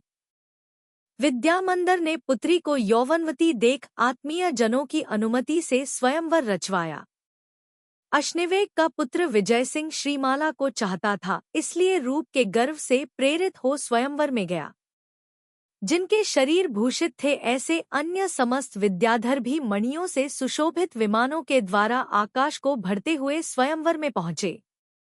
तदंतर जो रत्नमय खंभों पर खड़े थे, ऊंचे ऊंचे सिंहासनों से युक्त थे तथा जिनमें खचित मणियों की किरणें फैल रही थी, ऐसे मनोहर मंचों पर प्रमुख प्रमुख विद्याधर यथास्थान आरूढ़ हुए। उन विद्याधरों के साथ उनकी शरीर रक्षा के लिए उपयोगी परिमित परिवार भी था। तदंतर मध्य में विराजमान श्रीमाला पुत्री पर सब विद्याधरों के नेत्ररूपी नीलकमल एक साथ पड़े।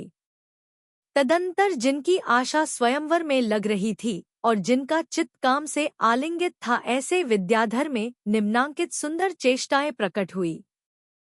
किसी विद्याधर के मस्तक पर स्थित उन्नत मुकुट यद्यपि निश्चल था, तो भी वह उसे रत्नों की किरणों से आच्छादित हाथ के द्वारा निश्चल कर रहा था। कोई विद्याधर कोहनी कमर के पास रख जमुहाई लेता हुआ शरीर को मोड़ रहा था, अंगड़ाई ले रहा था। उसकी इस क्रिया से शरीर के संधिस्थान चटक कर शब्द कर रहे थे।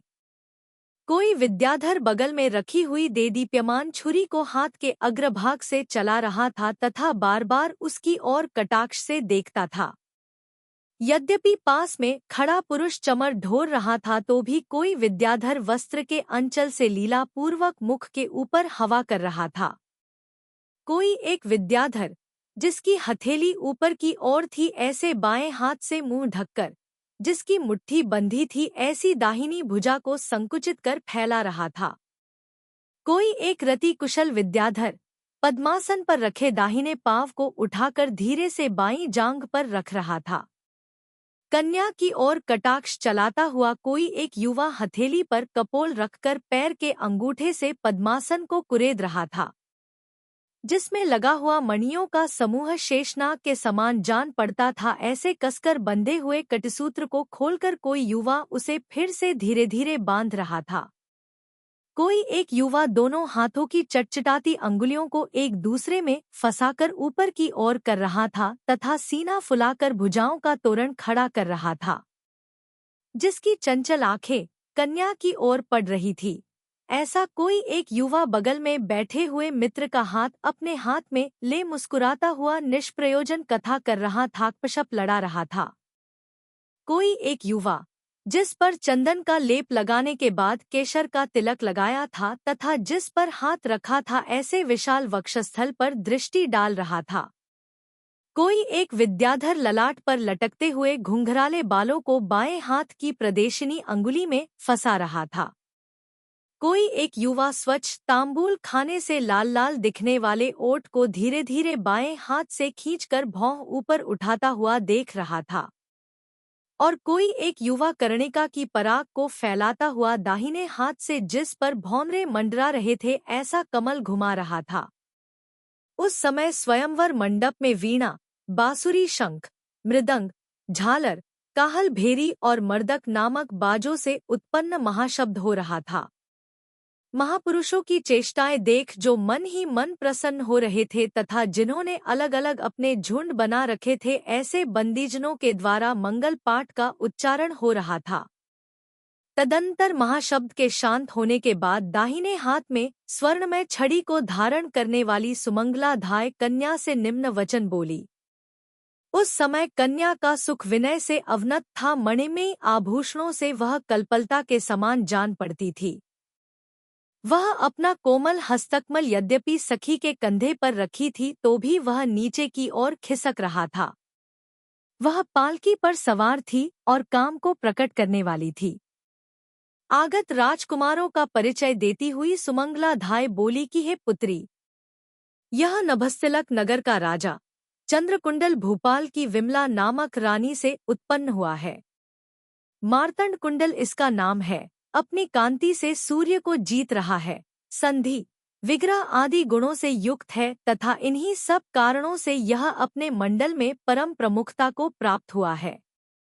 जब गोष्ठियों में राजाओं के गुणों की चर्चा शुरू होती है तब विद्वज्जन सबसे पहले इसी का नाम लेते हैं और हर्षातिरेक के कारण उस समय विद्वज्जनों के शरीर रोमांच रूपी कंटकों से व्याप्त हो जाते हैं।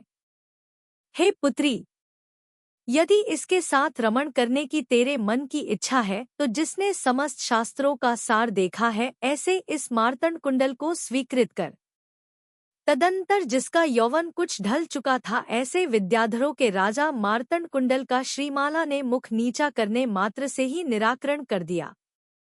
तदंतर सुमंगला धाय बोली कि हे पुत्री, कांति, दीप्ति और विभूति के द्वारा जो समस्त पुरुषों का अधीश्वर है ऐसे इस राजकुमार पर अपनी दृष्टि डालो।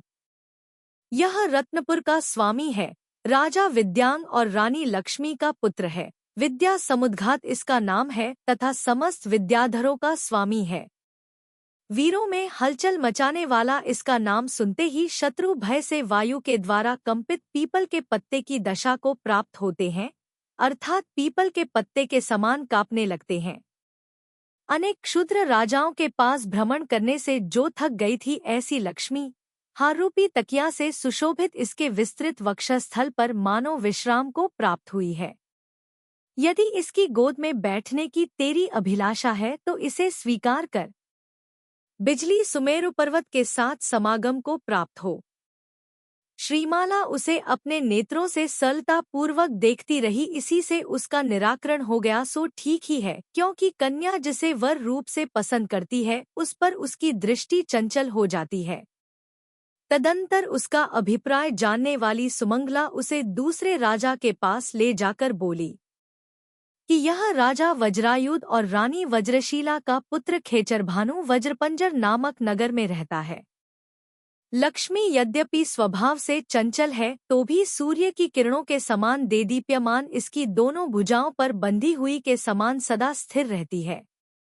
यह सच है कि नाममात्र के अन्य विद्याधर भी हैं, परंतु वे सब जुगनू के समान हैं और यह उनके बीच सूर्य के समान देदीप्यमान है। यद्यपि इसका मस्तक स्वाभाविक प्रमाण से ही परम ऊंचाई को प्राप्त है, फिर भी इस पर जो जगमगाते रत्नों से सुशोभित मुकुट बांधा गया है सो केवल उत्कर्ष प्राप्त करने के लिए ही बांधा गया है। हे सुंदरी, यदि इंद्राणी के समान समस्त भोग भोगने की तेरी इच्छा है तो इस विद्याधरों के अधिपति को स्वीकृत कर। तदंतर उस खेचर भानुरूपी सूर्य को देखकर कन्यारूपी कुमुदिनी परम संकोच को प्राप्त हो गई। यह देख सुमंगला धाय ने कुछ आगे बढ़कर कहा कि यह राजा चित्रांबर और रानी पद्मश्री का पुत्र चंद्रानन है, चंद्रपुरनगर का स्वामी है। देखो, सुंदर चंदन से चर्चित इसका वक्षस्थल कितना चौड़ा है। यह चंद्रमा की किरणों से आलिंगित कैलाश पर्वत के तट के समान कितना भला मालूम होता है।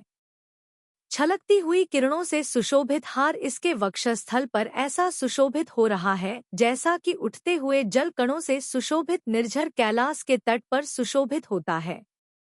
इसके नाम के अक्षररूपी किरणों से आलिंगित शत्रु का भी मन परम हर्ष को प्राप्त होता है तथा उसका सब दुख खरूपी संताप छूट जाता है। हे सौम्य दर्शने, यदि तेरा चित्त इस पर प्रसन्नता को प्राप्त है तो चंद्रमा के साथ रात्रि के समान तू इसके साथ समागम को प्राप्त हो। तदंतर नेत्रों को आनंदित करने वाले चंद्रमा पर जिस प्रकार कमलिनी का मन प्रीति को प्राप्त नहीं होता, उसी प्रकार राजा चंद्रानन पर श्रीमाला का मन प्रीति को प्राप्त नहीं हुआ। तब धाय बोली कि हे कन्ये, इस राजा पुरंदर को देखो। यह पुरंदर क्या है, मानो तुम्हारे संगम की लालसा से पृथ्वी पर अवतीर्ण हुआ साक्षात पुरंदर अर्थात इंद्र ही है। यह राजा मेरुकांत और रानी श्रीरंभा का पुत्र है, मंदरकुंज नगर का स्वामी है। मेघ के समान इसकी जोरदार आवाज है। युद्ध में भय से पीड़ित शत्रु इसकी सम्मुखागत दृष्टि को सहन करने में असमर्थ रहते, फिर बाणों की तो बात ही अलग है। मुझे तो लगता है कि देवों का अधिपति इंद्र भी इससे भयभीत हो सकता है। वास्तव में इसका अखंडित प्रताप समस्त पृथ्वी में भ्रमण करता है। हे सुंदर शब्दों वाली नितंबिनी, प्रेमपूर्ण कलह के समय तू इसके उन्नत मस्तक को अपने चरण से ताड़ित कर।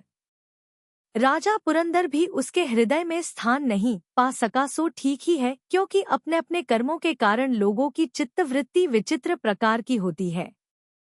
जिस प्रकार सरोवर में तरंग हंसी को दूसरे कमल के पास ले जाती है, उसी प्रकार धाय उस कन्या को सभारूपी सरोवर में किसी दूसरे विद्याधर के पास ले जाकर बोली कि हे पुत्री, इस राजा महाबल को देख।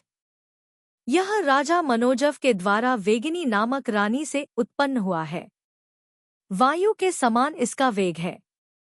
नाकार्धपुर का स्वामी है। इसके निर्मल गुण गणना से परे हैं। अपने शरीर के वेग से उत्पन्न वायु के द्वारा पर्वतों को गिरा देने वाला यह राजा भौं उठाते ही समस्त पृथ्वी में चक्कर लगा देता है। यह विद्या के बल से पृथ्वी को आकाशगामिनी बना सकता है और समस्त ग्रहों को पृथ्वीतलचारी दिखा सकता है, अथवा 3 लोक के सिवाय चतुर्थ लोक की रचना कर सकता है।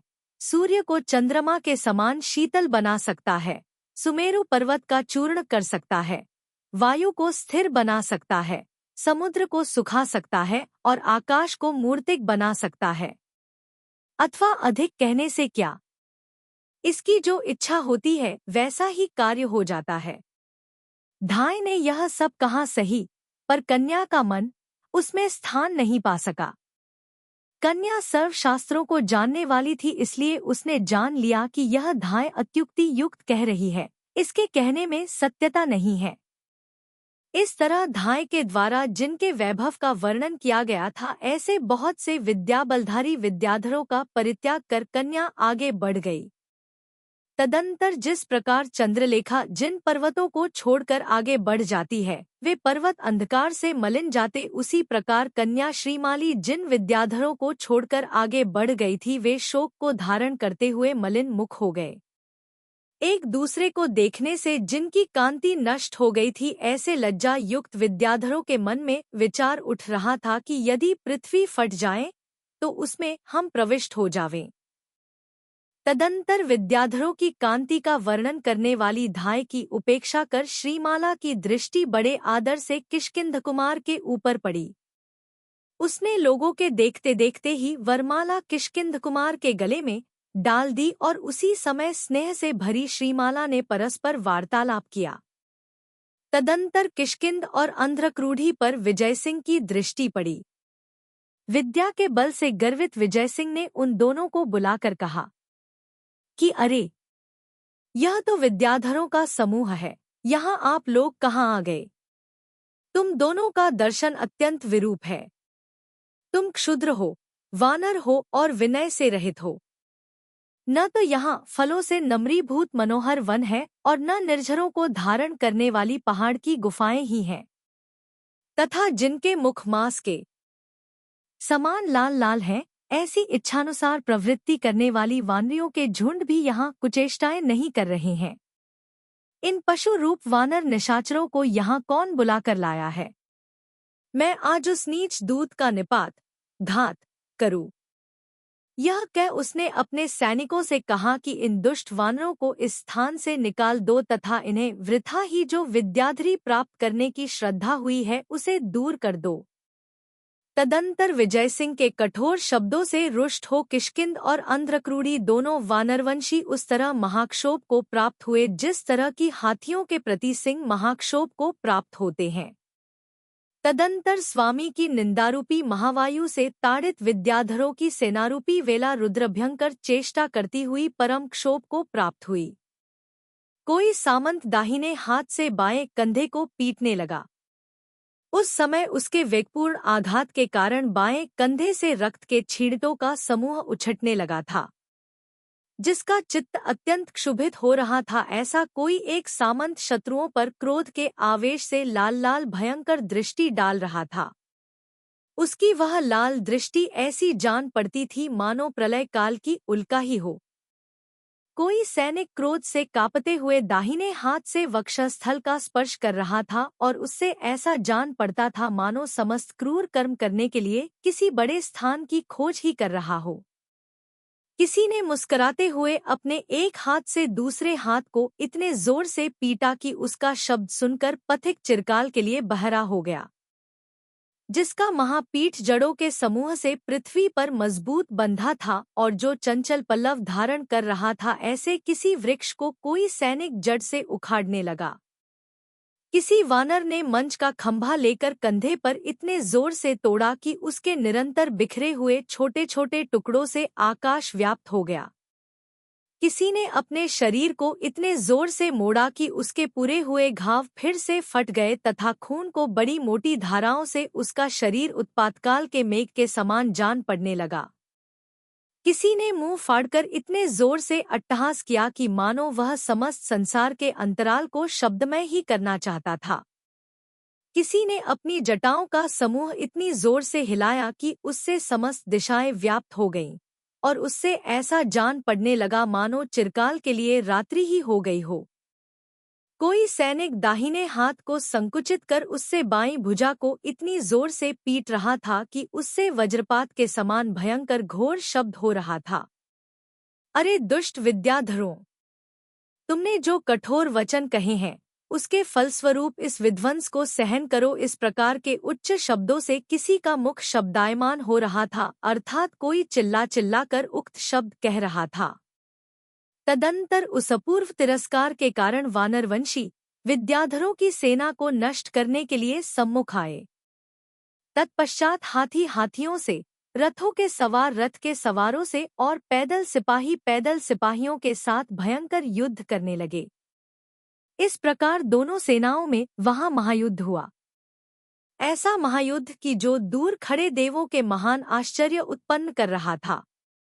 किष्किंध और अंध्रक का मित्र जो सुकेश नाम का राक्षसों का राजा था, वह युद्ध का समाचार सुन तत्काल ही मनोरथ के समान वहां आ पहुंचा।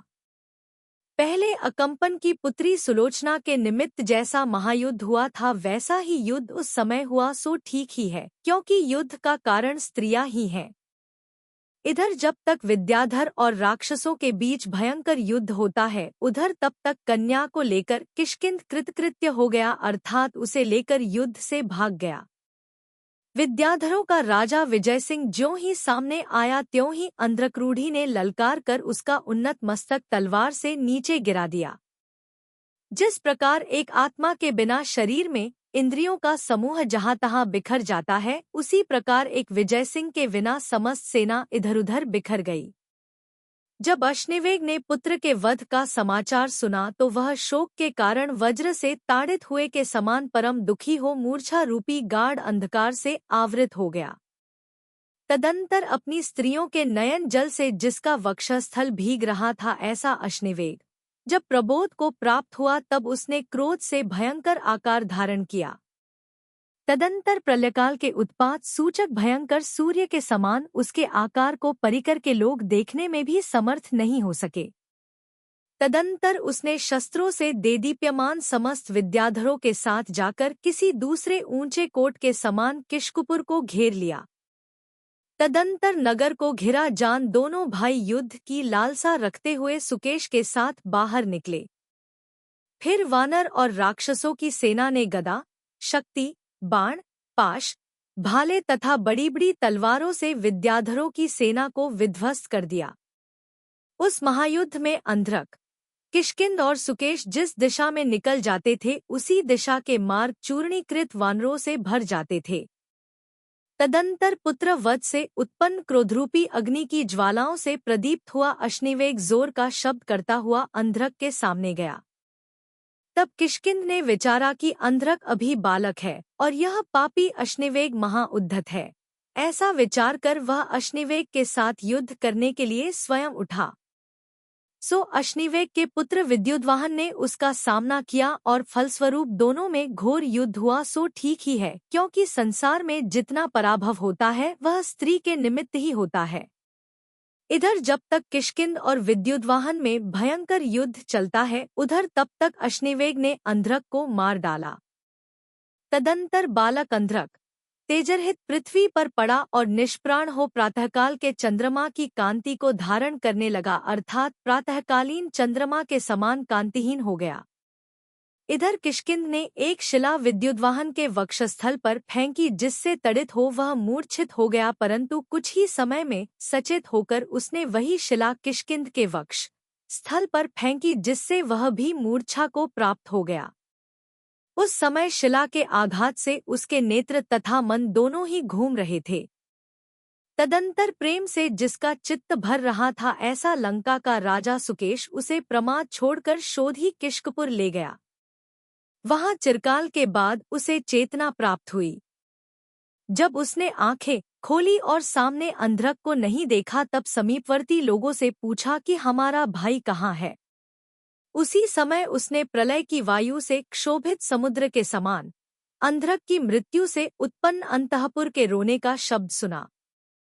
तदंतर जिसके हृदय में भाई के गुणों के चिंतवन से उत्पन्न दुख की लहरें उठ रही थी, ऐसा किष्किंध शोकाग्नि से संतप्त हो चिरकाल तक विलाप करता रहा। हे भाई, मेरे रहते हुए तू मृत्यु को कैसे प्राप्त हो गया? तेरे मरने से मेरी दाहिनी भुजा ही भंग को प्राप्त हुई। उस पापी दुष्ट ने मुझ बालक पर शस्त्र कैसे चलाया? अन्याय में प्रवृत्ति करने वाले उस दुष्ट को धिक्कार है।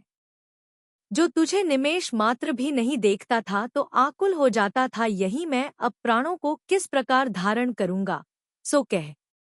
अथवा मेरा कठोर चित्त वज्र से निर्मित है, इसीलिए तो वह तेरी मृत्यु जानकर भी शरीर नहीं छोड़ रहा है। हे बालक, मंदमंद मुस्कान से युक्त वीर पुरुषों की गोष्ठी में समुत्पन्न जो तेरा प्रकट हर्षोल्लास था, उसका स्मरण करता हुआ मैं दो सह दुहख प्राप्त कर रहा हूँ। पहले तेरे साथ जो चेष्टाएं कौतुक आदि किए थे वे समस्त शरीर में मानो अमृत का ही सिंचन करते थे, पर आज वे ही सब स्मरण में आते ही विष के सिंचन के समान मर्मघातक मरण क्यों प्रदान कर रहे हैं? अर्थात जो पहले अमृत के समान सुखदायी थे वे ही आज विष के समान दुखदायी क्यों हो गए? इस प्रकार भाई के स्नेह से दुखी हुआ किष्किंध बहुत विलाप करता रहा। तदंतर सुकेश आदि ने उसे इस प्रकार समझाकर प्रबोध को प्राप्त कराया।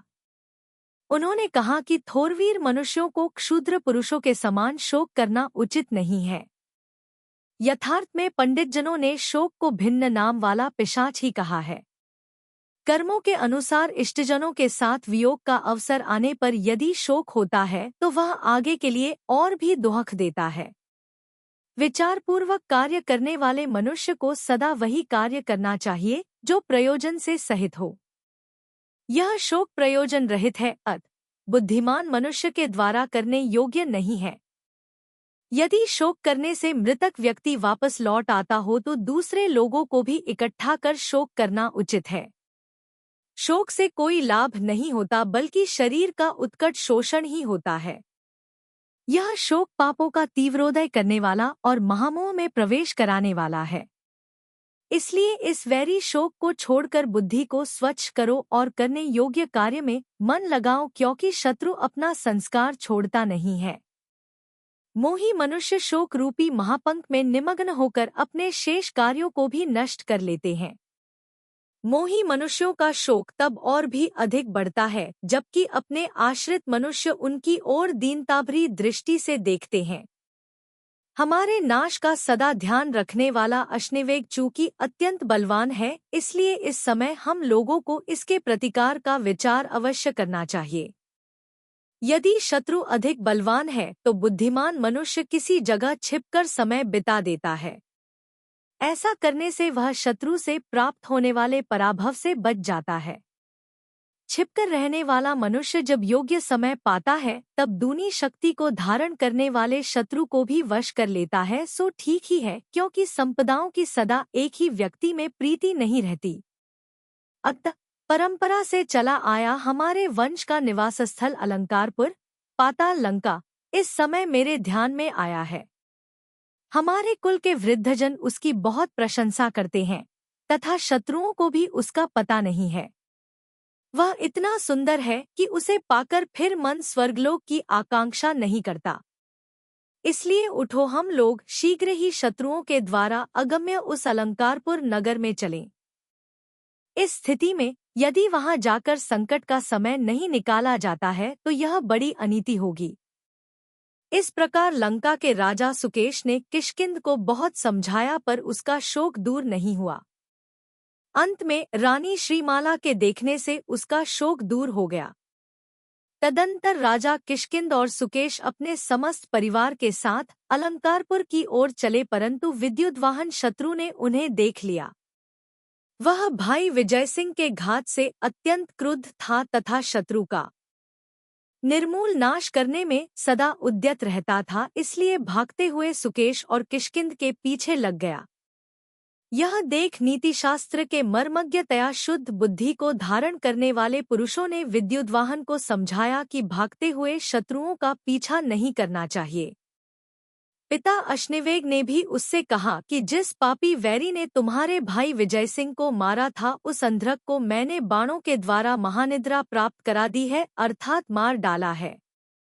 इसलिए हे पुत्र, लौटो, ये हमारे अपराधी नहीं है।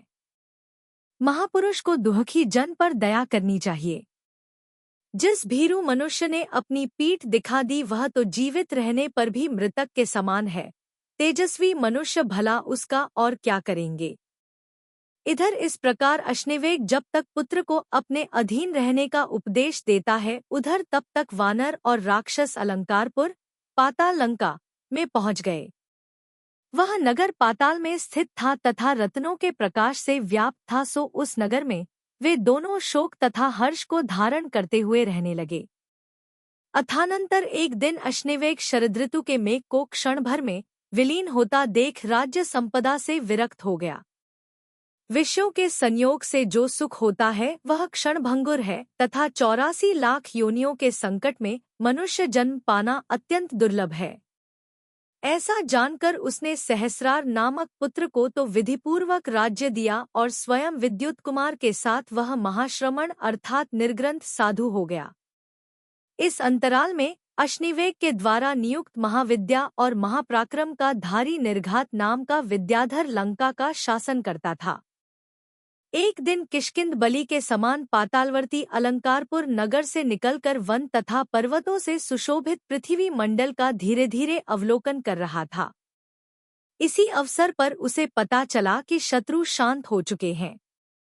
यह जानकर वह निर्भय हो अपनी श्रीमाला रानी के साथ जिनेंद्र देव की वंदना करने के लिए सुमेरु पर्वत पर गया। वंदना कर वापस लौटते समय उसने दक्षिण समुद्र के तट पर पृथ्वीकर्णत्ता नाम की अटवी देखी। यह अटवी देवकुरु के समान सुंदर थी।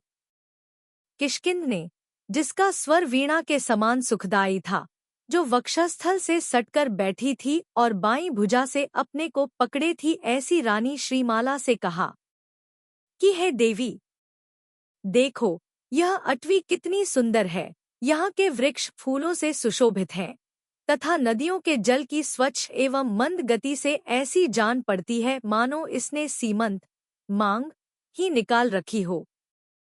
इसके बीच में यह शरद ऋतु के मेघ का आकार धारण करने वाला तथा ऊंची ऊंची शिखरों से सुशोभित धरणीमौली नाम का पर्वत सुशोभित हो रहा है। कुंद के फूल के समान शुक्ल फेनपटल से मंडित निर्झरनों से यह देदीप्यमान पर्वत ऐसा जान पड़ता है मानो अट्टहास ही कर रहा हो। यह वृक्ष की शाखाओं से आदरपूर्वक पुष्पांजलि बिखेर कर वायुकंपित वृक्षों के वन से हम दोनों को आता देख आदर से मानो उठ ही रहा है। फूलों को सुगंधि से समृद्ध तथा नासिका को लिप्त करने वाली वायु से यह पर्वत मानो हमारी अगवानी ही कर रहा है तथा झुकते हुए वृक्षों से ऐसा जान पड़ता है मानो हम लोगों को नमस्कार ही कर रहा है। ऐसा जान पड़ता है कि आगे जाते हुए मुझे इस पर्वत ने अपने गुणों से मजबूत बांधकर रोक लिया है, इसीलिए तो मैं इसे लांघकर आगे जाने के लिए समर्थ नहीं हूँ। मैं यहाँ भूमिगोचरियों के अगोचर सुंदर महल बनवाता हूँ। इस समय चूंकि मेरा मन अत्यंत प्रसन्न हो रहा है, इसलिए वह आगामी शुभ की सूचना देता है। पाताल के बीच में स्थित अलंकारपुर में रहते रहते मेरा मन खिन्न हो गया है, सो यहाँ अवश्य ही प्रीति को प्राप्त होगा। प्रिया श्रीमाला ने किष्किंध के इस कथन का समर्थन किया। तब आश्चर्य से भरा किष्किंध मेघसमूह को चीरता हुआ पर्वत पर उतरा। समस्त बांधवों से युक्त भारी हर्ष को धारण करने वाले राजा किष्किंध ने पर्वत के शिखर पर क्षण भर में स्वर्ण के समान नगर की रचना की। जो अपना नाम था यशस्वी किष्किंध ने वही नाम उस नगर का रखा। यही कारण है कि वह पृथ्वी में आज भी किष्किंधपुर कहा जाता। पहले उस पर्वत का मधु यह नाम संसार में प्रसिद्ध था, परंतु अब किष्किंधपुर के समागम से उसका नाम भी किष्किंधगिरी प्रसिद्ध हो गया। सम्यक दर्शन से सहित तथा जिन पूजा में उद्यत रहने वाला राजा किष्किंध उत्कृष्ट भोगों को भोगता हुआ चिरकाल तक उस पर्वत पर निवास करता रहा। तदंतर राजा किष्किंध और रानी श्रीमाला के 2 पुत्र उत्पन्न हुए। उनमें बड़े का नाम सूर्यरज और छोटे का नाम यक्षरज था। इन 2 पुत्रों के सिवाय उनके कमल के समान कोमल अंग को धारण करने वाली सूर्यकमला नाम को पुत्री भी उत्पन्न हुई। वह पुत्री इतनी सुंदरी थी कि उसने अपनी शोभा के द्वारा समस्त विद्याधरों को बेचैन कर दिया था। अथानंतर में पुरनगर में मेरु नाम का विद्याधर राजा राज्य करता था। उसकी मघोनी नाम की रानी से मृगारिदमन नाम का पुत्र उत्पन्न हुआ। एक दिन मृगारिदमन अपनी इच्छानुसार भ्रमण कर रहा था कि उसने किष्किंध की पुत्री सूर्यकमला को देखा। उसे देख मृगारिदमन इतना उत्कंठित हुआ कि वह न तो रात में सुख पाता था और न दिन में ही। तदंतर मित्रों ने आदर के साथ उसके लिए सूर्यकमला की याचना की और राजा किष्किंध ने रानी श्रीमाला के साथ सलाह कर देना स्वीकृत कर लिया।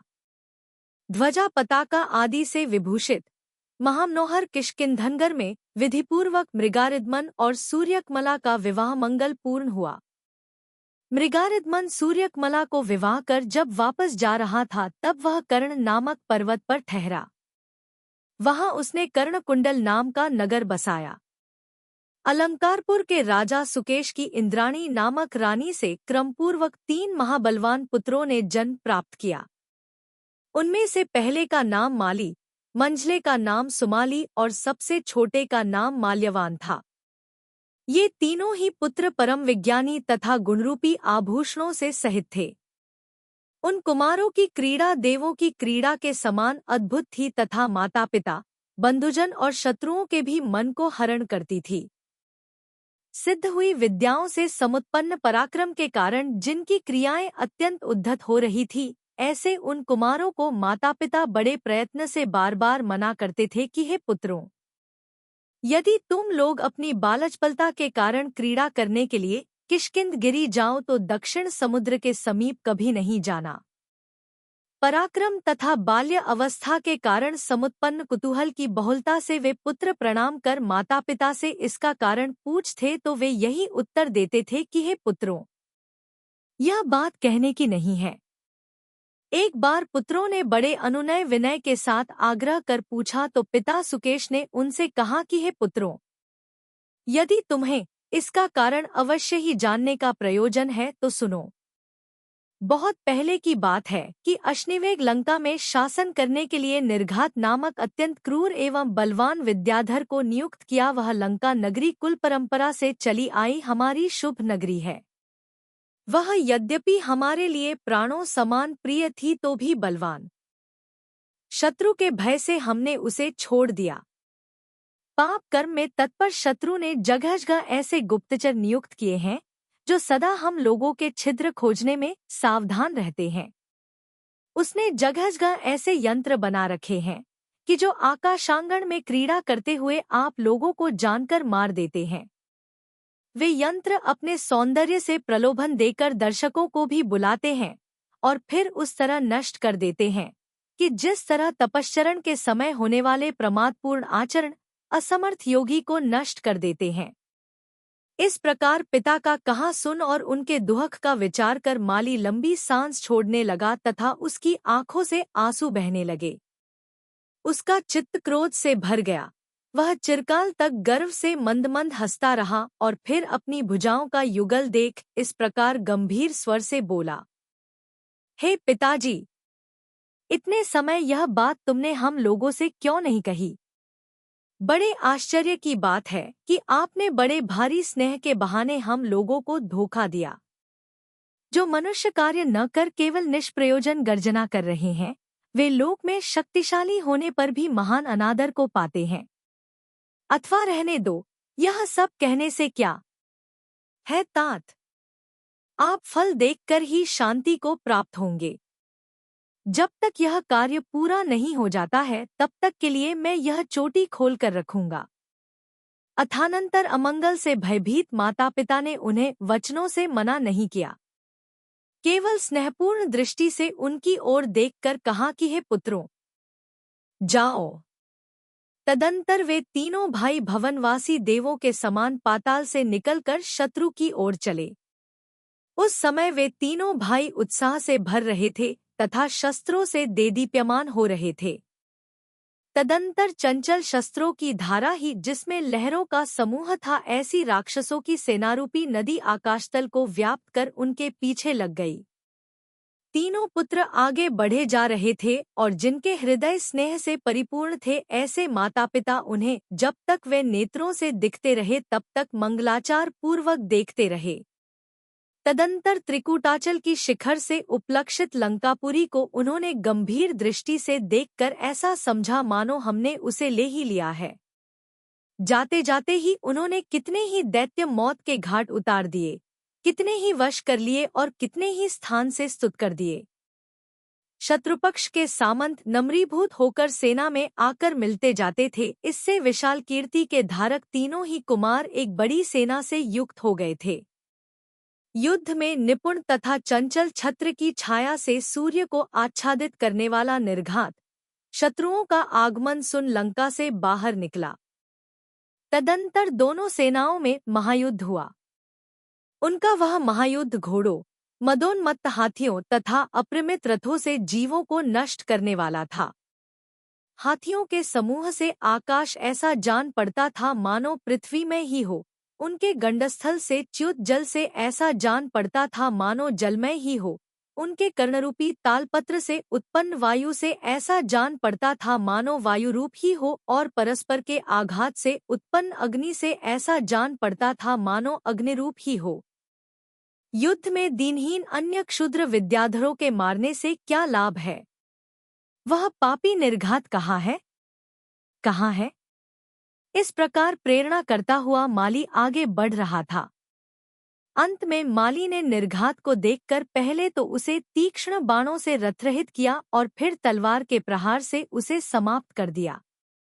निर्घात को मरा जानकर जिनका चित्त भ्रष्ट हो गया था, ऐसे दानव विजयार्थ पर्वत पर स्थित अपने अपने भवनों में चले गए।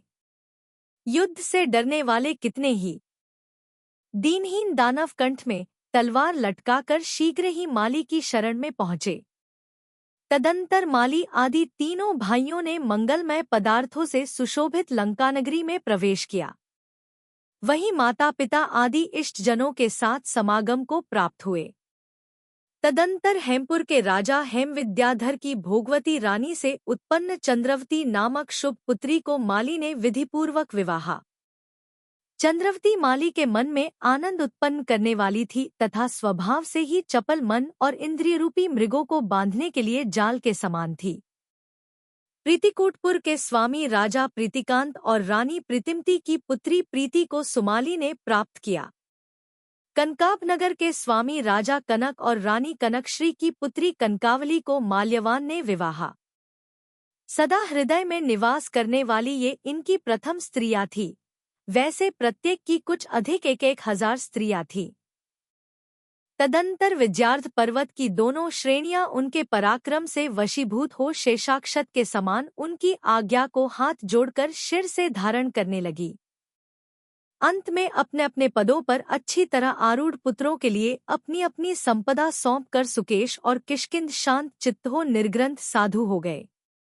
इस प्रकार प्राय कितने ही बड़े बड़े राक्षसवंशी और वानरवंशी राजा विषय संबंधी सुख का उपभोग कर अंत में संसार के सैकड़ों दोषों को नष्ट करने वाला जिनेंद्र प्रणीत मोक्ष मार्ग पाकर प्रियजनों के गुणोत्पन्न स्नेह रूपी बंधन से दूर हट अनुपम सुख से संपन्न मोक्षस्थान को प्राप्त हुए।